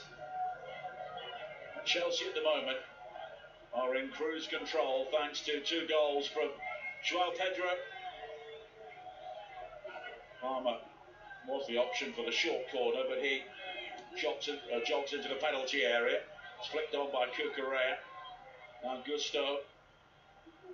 Jackson peels away on the left and he gathers now, and it's all the way back to Caicedo. Chelsea are in control of this game with and without the ball. There's about to be another change for Fluminense. Jefferson Solteiro, a Venezuelan international, will be coming on. This will be his first involvement. It will be his debut for Fluminense. Signed from Santos in Sao Paulo just before the tournament. And he'll be coming on with his team, chasing this game 2 goals down, but at the moment they're chasing the ball because Chelsea won't give it to him. It's brilliant play from Chelsea, keeping the ball in one touch, beating the press. Here is Palmer coming forward now, breaks into the penalty area from the right, plays it square, Nkunku's in space, he chops back, fires in the shot, and it was cleared off the line in the end by Thiago Silva. I think that Fabio was beaten by that. And Chelsea so close to a 3rd goal. You know what, that would have been an unbelievable team goal. Just pass, go back, play in, little one touch, beat the midfield press. Cole Palmer plays it in. Wonderful ball from Palmer, I have to say, from Nkunku. I thought he could have shot earlier. And in the end, he did get the shot off and he did beat the keeper, but Thiago Silva, as he's done all his career, reading the game, clearing it off the line. Thiago Silva now plays it forward, looking for Everaldo. And Arias has the opportunity to gather and come inside now for Fluminense. Challenged by Caicedo. Rene tries to keep the ball in play, but he can't do so. And it will be a throw-in for Chelsea, which will allow Fluminense to make the change. And Renato, who recently received the game's first yellow card, will now come off. So Soteldo, who is a wide player, will come off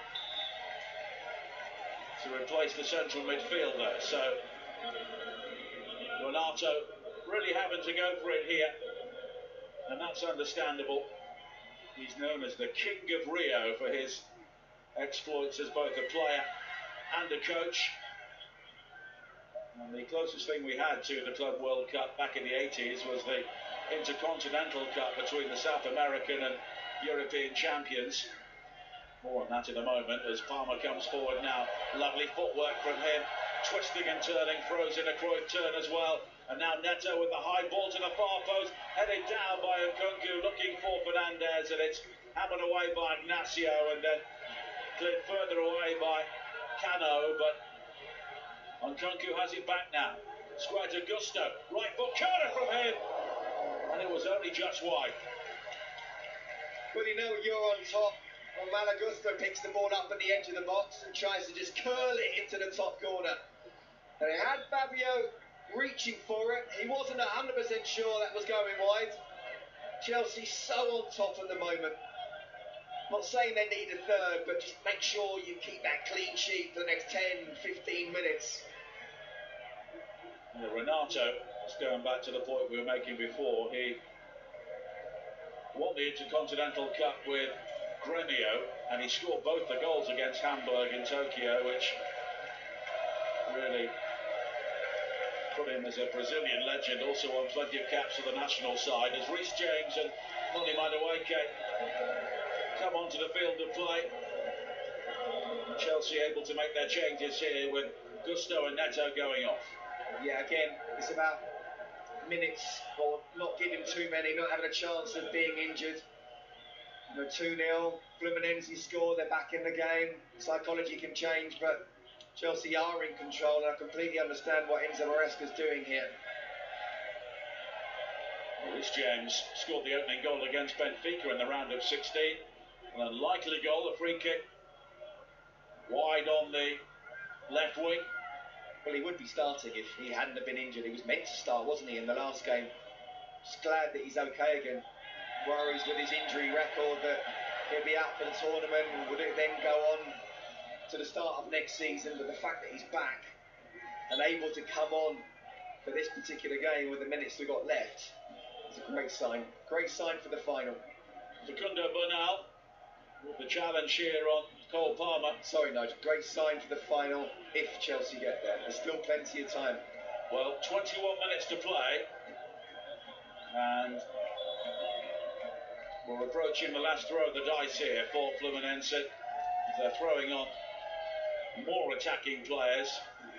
And it's Bernal who has come off, and Lima steps off the bench for the 5th time in the tournament. Hercules, no goal for him today, although he did see a shot cleared off the line in the first half. And Agustin Canobio, Uruguayan international, will come on. Real hero with Peñarol in his own country before moving on to Fluminense. Well, he can't do any more, Renato, can he? He's trying to make the changes. He's trying to wrestle away back into this game. But Chelsea have been brilliant. They've been really good. Formation now is 4-1-5. But why not? They're quickly moving forward here with Lima, one of the players who has come on. Now it's wide to Keno. Arias.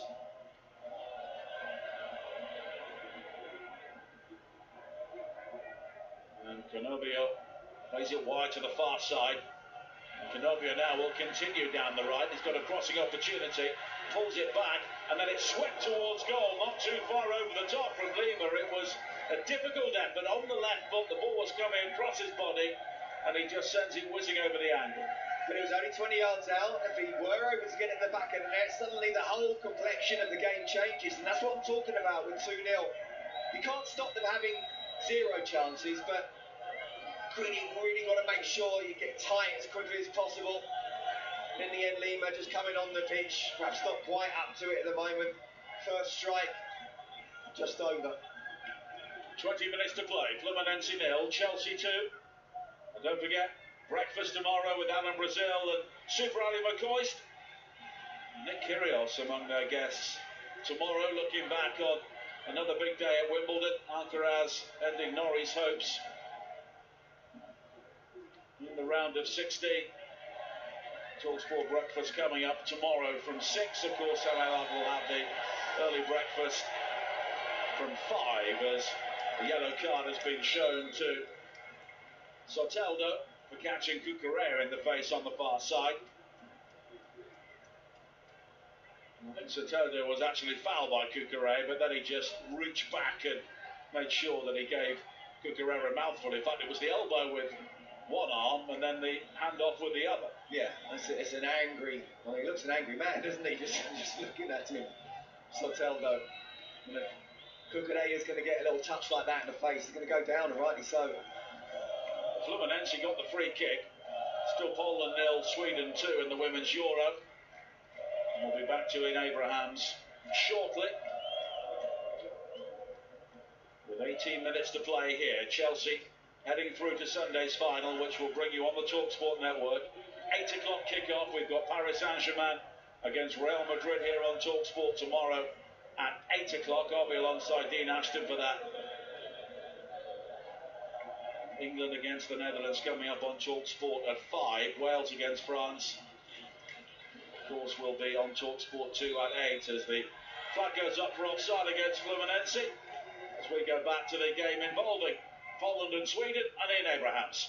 Sweden 3, Poland 0. It was a corner from the right-hand side, headed in by Arsenal's Lena Hurtig. It could be that Sweden take on England in the quarterfinals, of course, if England actually get there. But Sweden will now face Germany to see who wins this group. Sweden 3, Poland 0. That's it, Sweden and Germany through. Germany beating Denmark earlier on, so 2 teams have 6 and 2 teams have 0 in Group C. A yellow card has been shown to Robert Sanchez for time wasting. With 17 minutes to play and Chelsea leading by 2-0. And in the end, he plays the free kick all the way downfield and straight through towards Fabio. But Chelsea heading for victory in their third match against Brazilian opposition. Of course, they've lost 2 finals in the previous format against teams from Brazil in the Club World Cup, beaten by Corinthians in 2012 and then beating Palmeiras a decade later when Thiago Silva was part of their team. But at the moment, on the losing side today, Fluminense have so many attacking players on the field that it's about trying to find a pattern of play when you've got a formation that you're completely alien to. So that's it, you know, the fans will sort of be saying, well, put some strikers on, put some attacking players on, but then suddenly you lose the whole team shape and formation. When you're up against a side that are good at Chelsea are playing at the moment, you'll be very open. Jackson coming forward now, White and Cucurella on the left, the cross into the penalty area, headed away by Thiago Silva.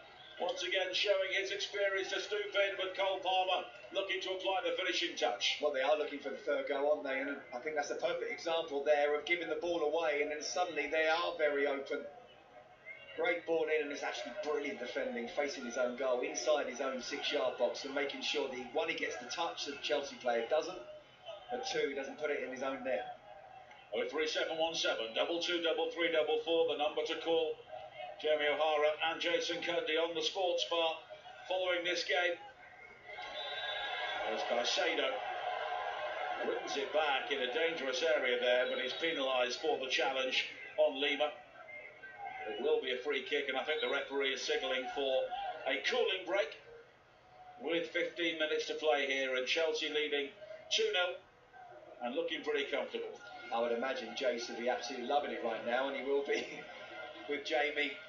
You see, there's a lot of positives to talk about here. Again, you're talking about a team that, you know, we can talk about, okay, last season, they just about survived relegation and they're not at the top, not one of the big boys in Brazil, but they're the Brazilian team that's got to the semi-final. So they're unbeaten in 11.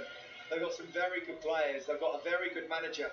So you're not going to control the whole 90 minutes, but been very, very impressed with Chelsea. Again, talk about momentum throughout the tournament.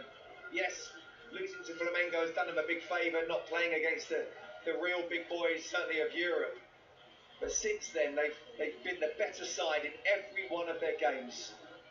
And well done to them, and Enzo Maresca as well, the way he's managed the players and managed the minutes. We all said this would be a Chelsea-Manchester City semi-final. Yes, that's what we thought it'd be. But you know what? This team beat the team that beat City. Yeah, so that, which is fair enough. All you can do is beat the team that's in front of you. 14 minutes to play. And Chelsea in control thanks to João Pedro. And the final Brazilian team about to depart this Club World Cup. All 4 of them qualified for the knockout stages, and of course River Plate and Boca Juniors both bombed out, so I'm sure that will go down well in Brazil.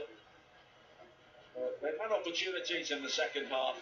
You saw the shot from Everaldo just before the second goal, but it's just that lack of quality maybe at times, although they look back on Bukules in the first half having that shot cleared off the line, but for Cucurella 1-1 on a very different game. Yeah, absolutely, but I mean Chelsea have shown they've been pulled back 1-1 both against Benfica and Palmeiras as well, and still went on to win the game. You know, I like the character. They are growing, this team, and you know, people will say if they go to the final and if they win the final, well, why shouldn't they go on and win the Premier League? But I just think the physical summer tournaments and how tired he was in December, January, February is a very difficult thing to do. But look, all Enzo Maresca can do is try and win the competition that they're in right now, and they did it in the UEFA Conference League. Should have done that. I think to get into the Champions League and finish 4th, I think is absolutely brilliant. And if they, I mean, just getting to the final, I think is very good. It is a great achievement. Of course, Andy Townsend played in New Jersey for the Republic of Ireland when they famously beat Italy in 1994. They eventually wilted in the heat of Orlando against the Netherlands in the round of 16 as Rene wins it back briefly for Fluminense, but they do have it back here with Arias down the left-hand side, tries to scoop it into the penalty area, then he gets the bounce of the ball off this near side, but he needs support, finds it from Rene, and then he pokes it back through towards Arias, but Caicedo can bring the ball clear, and here is Madueke, but he's quickly closed down by Keno, and it will be a throw-in for Chelsea. Joao Pedro with both of the goals. It'll be a talking point now for Chelsea fans. Who is the starting striker on the first day? Joao Pedro. Right now, has to be. It's the man in form. Now Fernandez plays it wide to Nkunku, who cuts into the penalty area on the left. He's got Palmer on the outside, but Palmer not helped by the pace of the ball. In the end, it was Guga who came across to make the challenge. And despite the protests from Cole Palmer, it will be a goal kick to Fluminense with 11 minutes to play, plus added time, and they need a goal very quickly here. Tomorrow night, of course, we have the second semi-final, Paris Saint-Germain against Real Madrid, 8 o'clock here on TalkSport. That follows England against the Netherlands at 5. Wales against France will be over on TalkSport 2. That's also an 8 o'clock kickoff. And then on Friday, also on TalkSport 2, 8 o'clock start, Spain, who've looked the class act so far in the Women's Euros, they meet Italy, and England against Wales coming up on Sunday. As Jackson wins it back here for Chelsea, fires it in to the side netting, and you can see the frustration there from Cole Palmer. He kicks out at the goalpost to show his displeasure because Jackson won it back there. Palmer was waiting for a tap in to seal the place in the final, and he sticks it into the side netting. Yeah. Look, I get it. You're a striker. You've been under pressure. You've been sent off. Joao Pedro's come in, and suddenly he's off the bench and then starting, and you're still on the bench. You've got to think as a team player there. Cole Palmer is absolutely free. All he needed to do was cut back inside. Simple pass. It would have been 3-0. And, yeah. Everyone's saying, come on, what are you doing? Chelsea have a throw-in on this near side with 9.5 minutes to play here. Fluminense 0, Chelsea 2 in the semi-finals of the FIFA Club World Cup. And I do wonder, if it stays like this, will people's attitude towards this competition change, Scott? If Chelsea make the final, people who've been maybe dismissing this competition. Yeah, absolutely. I mean, look, I think towards the knockout stages anyway, people would be sort of having a look at this game and look at the tournament. And look, I've been there pretty much from the beginning, and I've really enjoyed it. Again, I've got a caveat. I think players should be playing at this heat and the end of a really tough season, but the tournament itself has been very good. And for an English side to get to the final, well, yeah, absolutely delighted. I'm even more delighted it's Chelsea. And let's bring in Troy Deeney, pitch side. Troy, how pleased are you to see your former Watford teammate maybe prove to be the match winner here? Yeah, he looks really comfortable, doesn't he? He looks like he's been playing for Chelsea for the last 10 years, not the last 10 days. Really comfortable. Again, coming in off that left-hand side, getting that shot off. Whenever he comes in there, guys, he's just so powerful. He's so calm in those situations to find the far corner. But Chelsea look really comfortable now. A few scary moments, but it feels like they're just going to rewind this game down over the next 10 minutes. Some substitutions. It's a wonderful day for Maresca, and I'm sure Mr. Minto is telling everybody just how happy he is. Absolutely. Here is Madueke coming forward now. He comes in field. Further on towards Jackson, who tried to squeeze the ball in at the near post, but Fabio had the angles covered and blocks with his legs. Now Ignacio brings the ball away for Fluminense. And it's turned back in field by Lima. And there are so many square pegs in round holes out there for Fluminense at the minute. They're trying to defend with a team full of attackers. Now they try to get the ball forward themselves with Canobio. It's back to Guga. I think Thiago Silva is basically defending on his own now. Yeah. And he must be feeling 40 as well after the way the game's gone and the conditions are in right now. Well, Chelsea have been excellent. Troy's absolutely right. Pedro looks like he's been playing for years. His team looks like they're a bunch of senior professionals. Canobio plays it wide now. Soltado with the cross in, and Tosin is there to head the ball behind, and it will be a corner for Fluminense with 7 minutes to play. Trailing Chelsea 2-0. Sweden still 3 goals up on Poland in the Women's Euro, which will send Poland out and Sweden through along with Germany. Corner though for Fluminense on the far side. Soteldo has gone across to take it. I think certainly the Fluminense fans maybe deserve a goal for their support throughout this competition, but Chelsea will be very keen for the clean sheet. Soteldo with the cross into that near post, headed away initially by Chalobah. Soteldo again. Looks a tricky play with a low centre of gravity. Canobio and Guga. Soteldo again. Still pretty laboured though for Fluminense. 3 players on the far side, but they're not really moving the ball quickly enough to concern Chelsea. Canobio, Soteldo. The cross deflected. It's controlled by Keno. Wide now to Arias, left hand side of the penalty area.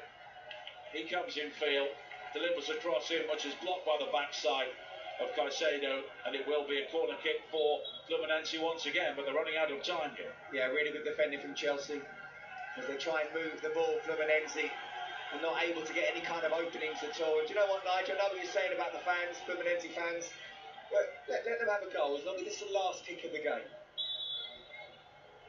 Corner kick here. Of course, they're keen to get one sooner.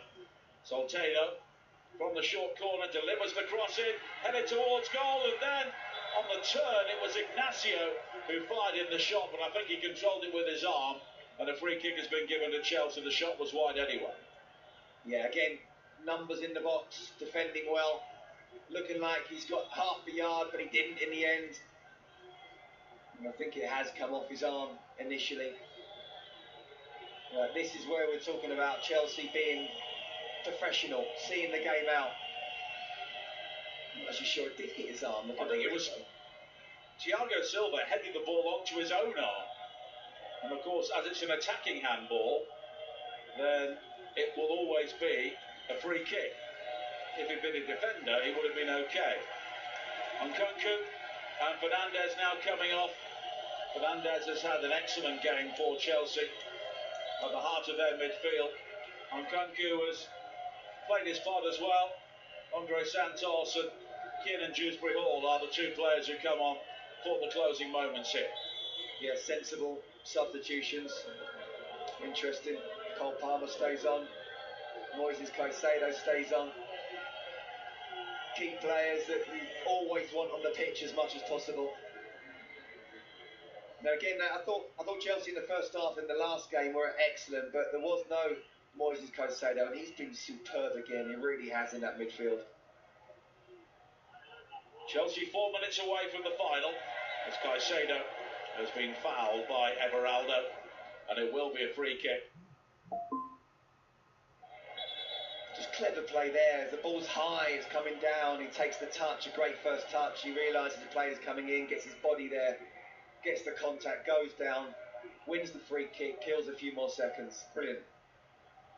Well, Caicedo and Fernandes have looked at midfield for Chelsea here, which will certainly carry them a long way. Next season we know all about the fatigue and the issues that may produce further down the road, and Chelsea will have a lot of Champions League games coming up in the first couple of months of the season. And Madueke turning into the challenge of Ignacio. The first qualifying round is this week for the Champions League. It's a never-ending competition, it seems, this at the moment, as Chelsea have to do some defending here. Arias lifts it wide to this near side. René maybe took a deflection off Dewsbury-Hall. It didn't, in fact, and it will be a throw-in for Chelsea. And since the second goal, Fluminense have rather lost heart. They made the changes, but Renato has not been able to inspire a recovery here. He took over after they lost their first game of the season. It can be a fairly brutal business in Brazilian football at times. And he would know that, having left on 5 previous occasions. But they're into the round of 16 in the equivalent of the Europa League in South American football, having not qualified for the Copa Libertadores this season. Andre Santos has been fouled there by Canovio, and it will be a free kick for Chelsea. The game is rather petering out. We thought we might have a dramatic second half, but Chelsea just controlled it so well. This is exactly what Chelsea want to do, and I'm sure Enzo Maresca will be loving this. He's very much about control, isn't he? It's not his sort of go at it, gung ho, heavy metal type of football. Some of the Chelsea fans don't particularly like it, but since Chelsea have gone 2-0 up, they've been in pretty much full control. Sometimes going for the third, sometimes just keeping the ball. And Enzo Maresca, with his chess-like way of playing, will be absolutely delighted to see this. And here's a question for you as we tick into the 90th minute. As a Chelsea fan, and maybe you can put yourself in Enzo Maresca's boots, who would you prefer in the final? Paris Saint-Germain or Real Madrid? My goodness me, what a question that is. I do feel that PSG are the best side in the world. But I saw Real Madrid and I covered them in the game against Dortmund. The first 20 minutes, they were superb. You have to say one though, I'd rather face Real Madrid. Chelsea come forward again here with Palmer. He's got Dewsbury Hall in space, but Palmer gets it onto his left foot. The corner there was blocked. But there's still an opportunity here. Andre Santos involved to find Palmer. Now wide to the far side. And Madueke's got Jackson in space, but the ball evades him. James is then challenged on the edge of the penalty area. And Fluminense will try and break. Aberaldo, all on his own, will be off to full-time shortly in the Women's Euro as Aberaldo goes back to the halfway line, and there will be a minimum of 6 more minutes here. Arias looking to bring it forward for Fluminense. And now Keno. I think Fluminense run out of steam here. There's no real energy moving forward. So let's get full time in the Women's Euro in Group C. Aline Abrahams. It finished Sweden 3, Poland 0. Arsenal's Blackstenius headed Sweden into a first half lead, and Asiani, who plays for Lion City Lionesses, headed the second, and the former Arsenal midfielder Lena Hurtig headed the third. Sweden and Germany go through to the quarter-finals. Denmark and Poland are both out. It finished Sweden 3, Poland 0. Thanks, Ian. Canovio has been penalised here for a challenge inside the penalty area, and it will be a free kick. The attendance, 70,556, which does suggest a number of people did arrive after kick-off time. I was going to say, it certainly wasn't that number at the start of kick-off, was it? And that's what you get being in the States with the early kick-offs. Obviously for European TV. And there's no doubt the stadium has filled up noticeably since kick-off time. But it's been given away now by Caicedo. Here is Arias for Fluminense. He tries to play it square, and Canovio with a shot which is comfortably saved to the second attempt by Sanchez. Well, he's not going to score from there. And I think it goes to show the desperation. I can't really say tiredness from him because he's been coming off the bench. I just think that devoid of ideas now, Fluminense. Now, this is the way that we perhaps thought it could be, but still, Chelsea had to be in control there. First 5 minutes, Fluminense started well. Chelsea then were absolutely excellent, but look, the bottom line is it's 2 moments of brilliance, isn't it? From a player who's only just started his Chelsea career, but what a way to open the hearts to the Chelsea fans. Just amazing goals. That's the main talking point. 03717 223344, the number to call the sports bar with Jason Cundy and Jamie O'Hara at the end of this game as Arias comes forward now for Fluminense. Soltedo with the cross, and the header is wide from Keno. I don't think he was the best option there to really get on the end of that. He was off balance as he leapt, and the header is wide. No, but good play from Reece James. He knew he couldn't win the header, but he just got enough contact on Keno to make sure that he couldn't get a clean header. And this looks a bit worrying, doesn't it? Yeah, Moises Caicedo is down, and it's his left ankle. He was challenged there by Arias, And maybe just caught his studs in the turf as Arias won the ball off him. Ah, get him off. Get him off. My goodness me, that looked painful. And it might just be one of those where, yeah, real pain, get some ice on it in the next 24, 48 hours and he'll be good to go again. But, oh my goodness, I hope that's not a serious one. Well, he certainly seemed to yelp with pain as he went down, and now there is treatment. Thiago Silva is one of the players who is checking on him. We still have 2.5 minutes of added time to play. Just saying about how an important player he is for Chelsea in that the real heart of the midfield. Protects the back four, sets up attacks, give that solidity for the attacking players to go and do what they can do.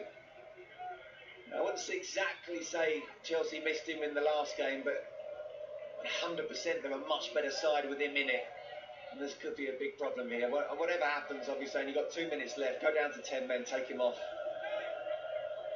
Well, Maresca is out on the edge of the technical area having words, and I think Caicedo is going to hobble off. Well, at least he's hobbling. It's not a bad thing. Let's get a view from Troy Deeney. Yep. Troy, what was your view of that challenge?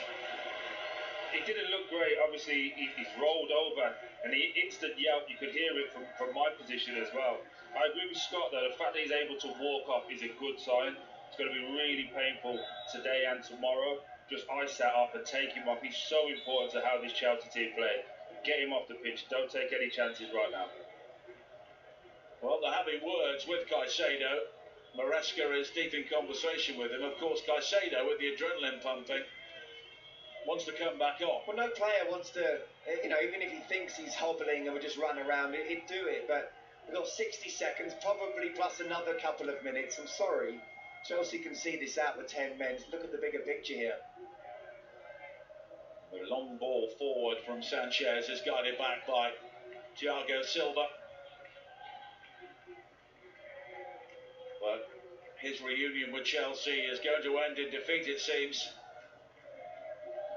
Caicedo is back on the field, and goodness, he can't even jog, let alone run. The bigger picture surely is you're 2-0 up with 30 seconds to play. You can probably cope with 10 men. Absolutely. Here is Everaldo, wide to Soldedo. His cross into the penalty area is way over hit behind, and that should be that. And what you don't want is for him to have to go into a tackle, because he won't jump out of a tackle or sort of have to twist and turn and quickly sprint in behind him, and suddenly he goes again. Just don't risk it. Well, it's a Brazilian international who has sent the final Brazilian team out of the FIFA Club World Cup, and we know now there will be a European name on the trophy at the end of this. Paris Saint-Germain, Real Madrid or Chelsea will be crowned on Sunday. Fluminense looking for a consolation here, but they know the game is up. Their fans, many of them in tears, they know the game is up as well. Canobio, though, coming forward on the far side, the right. Soteldo will try and deliver a cross in. Everaldo went for the big Brazilian acrobatic overhead kick, and it's over the top. Okay, then I might have allowed that as a goal. We're 1 minute over the 6 minutes, and that would have been, I reckon, goal of the tournament. With a volley like that, almost hit him on the knee. Yeah, it did, yeah. That's why it went over. Worth a go. Well, Everaldo yet to score in this tournament, so why not? Looked great in slow motion. But we're still playing on here, and Caicedo is still rubbing his ankle, and they're coming on now to give him more treatment. Just get him off. Yeah. Goodness sake. I mean, we don't know what he's done. What ligaments, and someone as brave as he is could just be making things worse.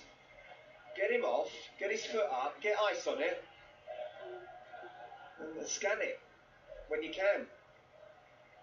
Well, I think Caicedo is finally giving in and will come off now. He should have been told to come off though. No player wants to go off. Of course he wants to stay to the end. This is where I just feel the management and the sports science and the physio is just saying, no, just come. I mean, maybe it's Enzo Maresca himself who has to make the decision. The physio can't make the decision himself. The player's saying, I want to carry on. But Maresca's got to see the bigger picture here. Just in a few days' time, there's a Club World Cup final, and then there's a massive Premier League and Champions League campaign to come. And Caicedo once again has words with Maresca, and we hope it's not serious, with a huge game coming up live on the TalkSport network on Sunday. Clearance downfield from Sanchez is straight out of play, and we're heading towards the 100th minute here. And there's no real reason for this game to be going on as long as it is. It's played forward now by Arias. Wide towards Kedo on the left. And now Rene. Rene with the crossfield ball. Soteldo. Challenged by Cucurella. There's a bit of history there already in this game. And Soteldo has been clattered into by Madueke. It's a throw-in taken quickly. Guga with the cross in, headed away by Tosin. It's now controlled by Lima on the edge of the penalty area. Trying to find the space for the shot. He does hit it right-footed. And it's over the top. Well, that's got to be it now, surely. Coming up to 10 minutes. 4 minutes extra of the 6 minutes. Now Adebayo's gone down. Well, Chelsea will have Colwell and Delap available for the final, so Maresca has got one or two decisions to make. But at the end of his first Chelsea season, which has proved to be a long one, he is still standing. And that is it. The full-time whistle goes, and Chelsea are 90 minutes away from potentially being world champions. They are into the final in New York on Sunday, live on the TalkSport network. João Pedro, the Brazilian international, scoring his first goals for the club to knock out the Brazilian giants Fluminense. And Chelsea will face another real giant in the final, but they're still here, they're still fighting, and they could yet be the best in the world. Full time, Fluminense 0, Chelsea 2. Nigel Adderley, thank you very much. We'll chat to you tomorrow evening on duty for the second semi-final, live on TalkSport tomorrow night. But Chelsea are definitely in Sunday's final. They're there thanks to two wonderful goals from João Pedro. His first two goals for his new club against his boyhood club. One in the first half, cutting in from the left-hand side, then a brilliant solo run in the second.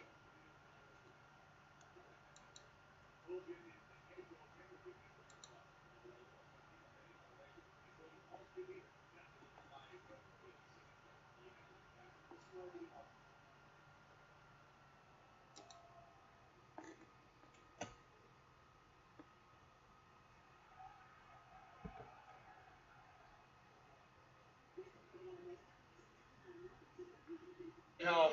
The two goals for Chelsea, they're in Sunday's final. Scott Minto, the former Chelsea defender, and Troy Deeney, the Watford legend, still with us on TalkSport before we hand over to the sports bar. Troy, would you say that was a professional Chelsea performance? Yeah, absolutely. I think they handled the heat and the occasion very well. At times, looked a little bit nervy. I think if Fluminense...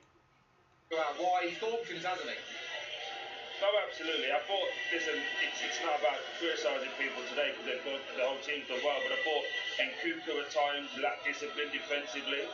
I think if he was to put this Chelsea team up against a PSG team, he would have to do so much more work defensively, especially on that side against Hakimi. So, yeah, maybe some questions whether João could play off the left. But I think now for Maresca, he'll be talking and trying to win this next game and watching the game tomorrow, like we will, with anticipation. Yeah, look forward to the second semi-final tomorrow evening. That game as well is live on TalkSport. Time now, though, to pick our man of the match. All thanks to DAZN. Man of the match on TalkSport, presented by dazn. Watch every game of the FIFA Club World Cup live and for free on dazn. Sign up now at dazn.com. Gentlemen, who are we going for? Scott, I'll come to you first.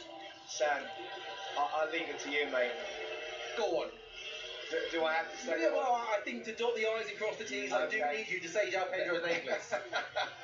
I'm giving. Listen, there's a lot of good Chelsea performances, both individually as a team. I was very impressed with them. They have evolved throughout this tournament, but there were two moments of brilliance that won this semi-final. Absolutely, man of the match, Pedro. Troy, I'm assuming you've got no issues with that?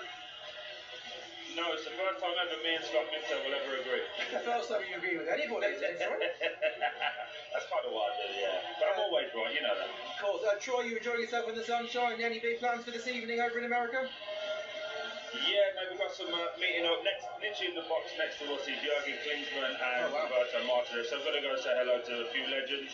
And yeah, just enjoy the rest of the day, mate. It's boiling hot, it's lovely. I think I deserve a Coke. I don't drink anymore, but I would have said a beer. No, you grafted hard this afternoon, that heat, so you deserve a cold beverage, Troy. That was our man of the match with dazn. Watch every game of the FIFA Club World Cup live and for free on dazn. You can sign up at dazn.com. Man of the match on TalkSport, presented by dazn. Sign up now at dazn.com to watch every game live and for free. Nigel Adderley, Scott Minto, Troy Deeney, thank you very much for your company this evening. A reminder, the second semi-final live on TalkSport tomorrow evening. Same time, 8 o'clock, PSG Real Madrid. At the same time on TalkSport 2, Wales versus France. And at 5 o'clock, an early game for you on TalkSport. A must-win game for England at the European Championship. They take on Netherlands. But following us this evening on TalkSport, it's the Sports Bar with Jamie O'Hara and Jason Cundy. 03717 223344 is the number to call to come on TalkSport and have your say. The Transfer Insiders on TalkSport. With Ladbrokes, supercharge your odds with our Odds Boost button. Selected markets applies to first £50 of stake. Terms apply. 18 plus. Gambleware.org. On Saturday, 12th of July at 1 a.m. BST, Netflix and Most Valuable Productions bring you the fight the world's been waiting for. Katie Taylor versus Amanda Serrano in the final bout of their history-making trilogy. The stakes higher than ever. The rivalry legendary. Don't miss the epic showdown live from Madison Square Garden. Taylor versus Serrano. Saturday, 12th of July, 1 a.m. BST. Live only on Netflix. Calling all little explorers. The hunt for squishmallows is on. Who will your little one find in their Happy Meal? Will they chill out with Cam on the beach? Or rock on with Hallie? Some fun, some food, it's all inside this Happy Meal. Until the 25th of August from 11 a.m. Squishmallows comprise toys only, subject to availability. Fair ordering policy applies. When it comes to cheese, Italy smashes in big time. The soft centre of Aldi's Italian burrata is creamy and so dreamy. Whack this rascal on some bruschetta, and job's a good one. Go all fancy with Aldi, specially selected. Car owners, you could be owed thousands in compensation. If you bought a car on finance from 2007 onwards, it may have been sold with hidden commissions. Text SPORT to 86668. My Claim Group. Authorized and regulated by the Financial Conduct Authority. You don't need to use a CMC. You can claim direct to your lender and the Financial Ombudsman for free. Text SPORT to 86688. Plans made simple. Amazon Prime Day is here. 4 days of big deals on electronics, home, kitchen and more that will make you feel less like and more like. Feel like a big deal. Amazon Prime Day is from the 8th to the 11th of July. Exclusively for Prime members. Shop now. Whatever kind of football fan you are, TalkSport and the Coral Daily Download are here for it to celebrate the fans every day. Whether you're a front row seater or a prawn sandwich eater, a half-an-hour scarf wearer or a lifelong faithful torchbearer, a retro shirt for every game or bare-chested, even in the rain. For all the latest news, reaction and odds this season, don't miss the Coral Daily Download. Every morning from 6 on TalkSport. With Coral, we're here for the fans. 18 plus, gambleware.org. FIFA Club World World Cup live on TalkSport, presented by dazn. Watch every game of the FIFA Club World Cup live and for free on dazn. Sign up now at dazn.com. On DAB, on the app, and on your smart TV. Supercharged, super confident, super strength, late night football talk. You are absolutely deluded. It's the nation's favourite sports speakeasy, but for some reason, it's always your round. The Sports Bar with Jason Cundy and Jamie O'Hara on TalkSport.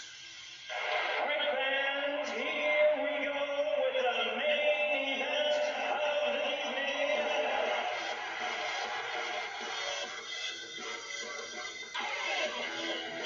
Good evening and welcome to the Sports Bar TalkSport. Jamie and I've got to deal with him, Jason Cundy. Has anyone seen Fluminense? Has anyone seen Chelsea? Chelsea and Albion are just a days away from maybe becoming world champions. They breezed past Fluminense tonight, live on TalkSport. How good are they? They spent billions. Do we need to start looking at them as a title challengers? Do they have to go and win something now? Troy Deeney will join us live from New Jersey just to tell us how good Pedro is. And we'll also talk about Elanga. He's on the move. Luis Diaz could be on his way as well. Loads to talk about. But we'll start with Chelsea. We've got to do it. Chelsea have got to a final. Can't believe it. 03 717 22 33 44.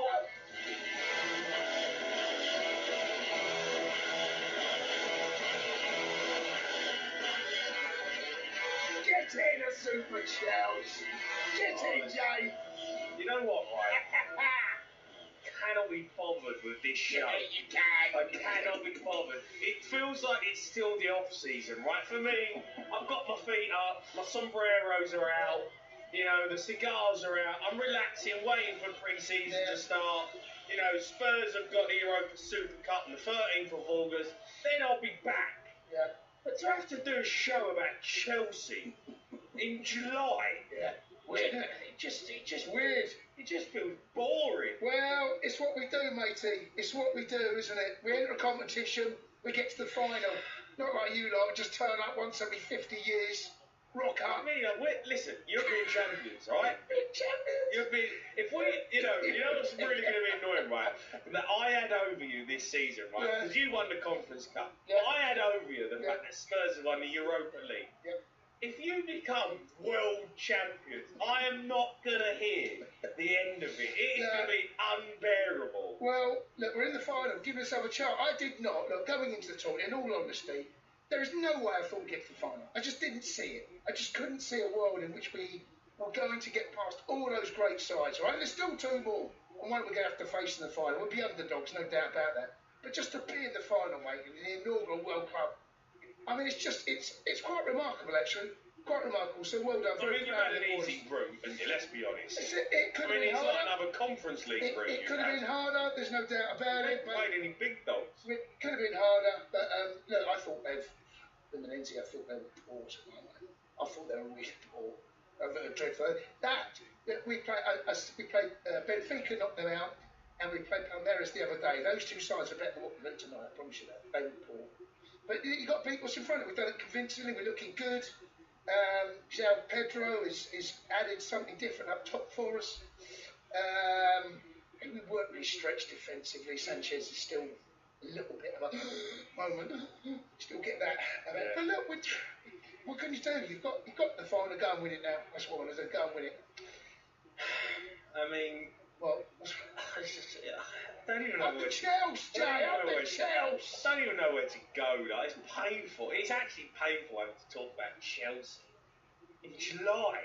Like, help me out, people. Chelsea fans, come on and just, you know, you can talk to your mate Cundy, because really and truthfully, here's a question for you, right? Go on, mate. Do you think you should win? Do you think you should challenge next season for the Premier League? I think that there has to be a point where we. I mean, I heard we got the quotes from what Gab said the other day. Well, we're gonna play that second. It makes I think some fair points that the money we spent, and the problem we've got is that the players that we spent the money on, they're not. When we signed when Roman came in, we signed players that were like Champions League ready, Premier League ready. And that we haven't done that this time round, even though we spent gazillions. But anyone that's not watched Chelsea, like I do every single game, will think, well, Chelsea should win the money you spent. The reality is we don't feel like that team just yet. But I mean, who knows what we can do in the Champions League next season? You know, we saw what Villa did last year. Come close, gave PSG a right scare, right? Who knows what we can do in the Champions League? And that, after what I've seen tonight, look, we're a decent team. We're a tough team to beat. There'll be a few teams out there looking at us going, well, here's the question for you, right? Ask Liverpool fans, ask City fans, ask Arsenal fans, all three finished to us, are you a bit concerned about Chelsea? That they can answer the question. Are they concerned? Should they be concerned?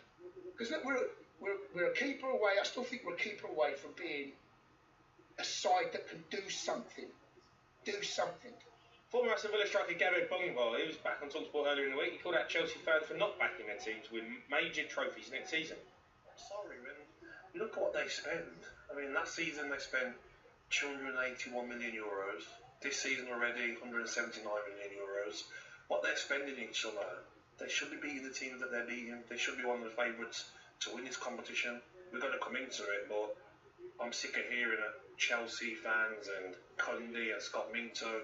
No, another year, top four will be great and try and win a trophy. No. Chelsea should be going for the title. The amount of money they're spending, the players they're bringing in, the amount of players they've got available. I've done Chelsea 11 and I think I've written down available 30 players here. I get it a couple of years ago, but come on, last season, okay, patience, getting to the top four, okay, getting to Champions League, okay. This season, you can't be the same. Oh, top four will do. Oh, Champions League now. We've got to be careful playing Champions League. No, the amount of players you've got, I know they'll get rid of some of these players as well, but they're going to have two teams.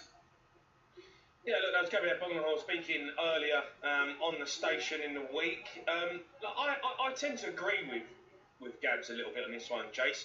I also understand where you're coming from. I think you've got a really good side in Chelsea. I think Pedro was fantastic tonight. He looked actually really good. I liked him, Brian, but I mean, he looked the real deal tonight with the goals he scored. You spent a lot of money, and you've got to be put under the spotlight a little bit. I think you've been able to get away with it because it's been a young squad. But I think next season you go into it and say, what does the title challenge look like? You think for Chelsea? Yeah, that's what does it look? Because we could have gone top of the table in mid-December, right? We had Everton away. Liverpool had played. I think Liverpool had played 1 or 2 games less than us, but we had a chance to go top the table. Drew away at Everton. Following week, got beat at home by Fulham, and our season were there pretty much ground to a halt. We were terrible through January and February. Couldn't string results. Performances were terrible. Yeah. We, looked like we were going to miss out top 4, top 5, and then the back end of the season, we managed to turn things around. Defensively solid, and we looked a much better team. But that 2-month spell, 2.5-month spell, was so damaging. So damaging to us. Yeah. If we can get through a period, because we are a young side, I've seen this play so many times, we don't deal with setbacks well. Honestly, we get a bloody nose, we get a punch on the face, and we rock, and you watch everyone. And I see it time and time again last season. We're not good, we need to deal with setbacks. If we can start dealing with setbacks in a bit more of a mature manner, and find a way to get through those tough times during games, and they always come along, but I felt that we just seemed to look like a young team. There were parts of that season last year where we go, we look good. You can see where this is going. And there's parts of the season you go, yeah, I can see how, well done, but you're still young. You don't deal with setbacks. We can deal with setbacks, then I think we've got a great chance of doing something. We ain't going to win the title. We ain't better than Liverpool, right? We ain't going to win the title. I tell you what I want to see. I want to see us get you put them under pressure. Well, we finished 5 points behind Arsenal last year. Right? 5 points. No, what I'm saying is, can we now finish above Arsenal? Can we finish above City? Can we get closer to Liverpool? No, I mean, I think the challenge is there. Go and take it on. Still don't think that we're, as a squad, I still don't think we're quite capable of doing that. But look, I'm hoping to be proved wrong. We can mature, we can deal with setbacks. And now, when we do concede a goal, don't concede the second one. I've seen that too many times last season. Yeah. All right, let's go to some Chelsea fans who phoned us up. Let's go to Ron. He's a Chelsea fan. All right, Ron. All right, Ron. Yeah, hello. Hi, James. How you doing? Hello, matey. How are you, Ron? You good? Yeah, good. Yeah. It was a good game, wasn't it, Chelsea? Do you think Maresca's dropped his L plates now? I mean, he's made some big decisions in this competition. He's put Pedro up top, hasn't he? I mean, he hasn't sort of brought Jackson back, and he's made some big decisions. What do you think of Maresca?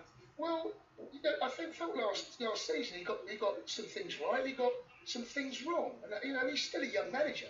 Everyone's talking about Eddie Howe, and rightly so. Everyone's talking about Unai Emery, and rightly so. Finished above the pair of them last year. Hello, people say, you spent millions, so you should. No, we haven't been spending millions on the Didier Drogba, Pep Cech, Ashley Cole. Yeah, I know, but then signs don't really happen. No, but they're not those players. But I've seen enough of Maresca to tell me that he's got a style of playing. There is at times in games where I'd like to see a little bit more proactive. The game that springs to mind is the one at Boxing Day, where Anthony kept going down the left-hand side, and they made changes. Silva made changes, and he didn't quite react quick enough to it. And you felt the goal was coming, and they got the equaliser, and minutes later they get the winner. But I just wonder, there's little in-game management where the Maresca can learn, and he's still a young manager. This is the second time he's ever going to be manager of a side back to that season. Never done it before.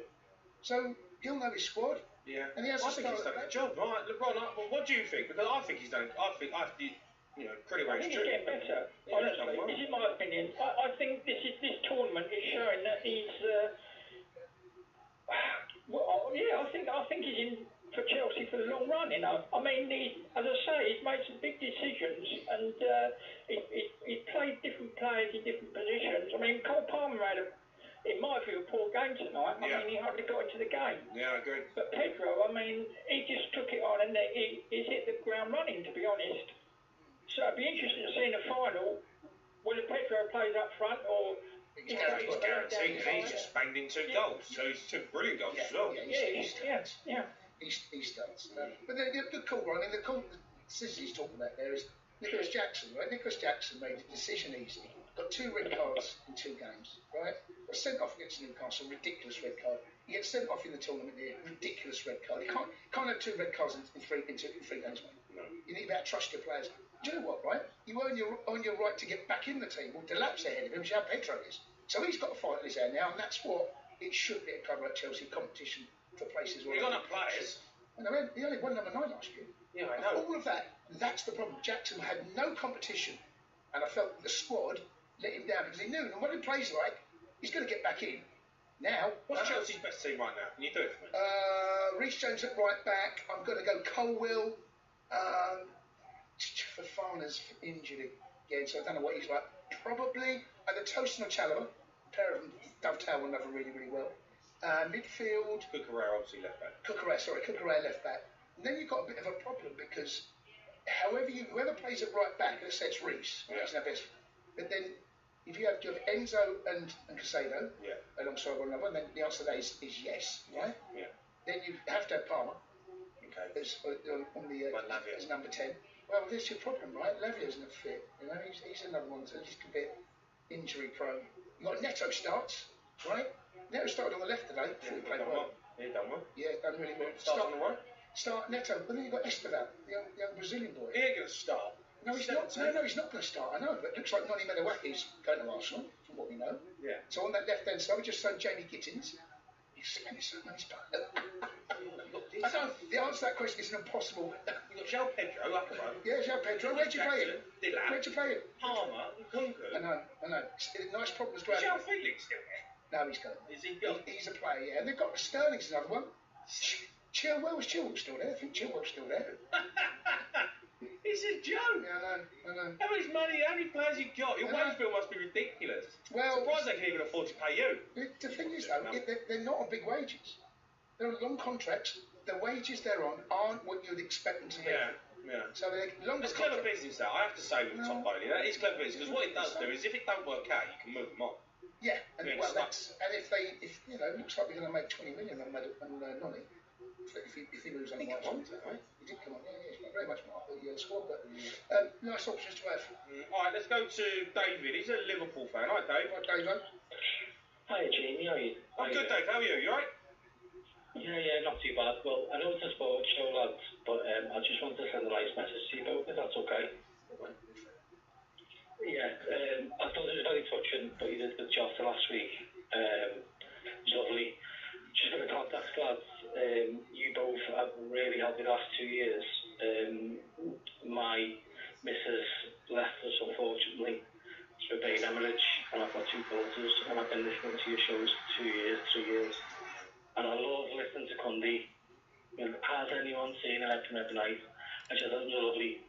such last week with the Jota, and I just want to send you a nice message tonight that you know that you're actually helping people all night. And it affected us as well. It's simple. It's horrible. I appreciate that, mate. I hope everything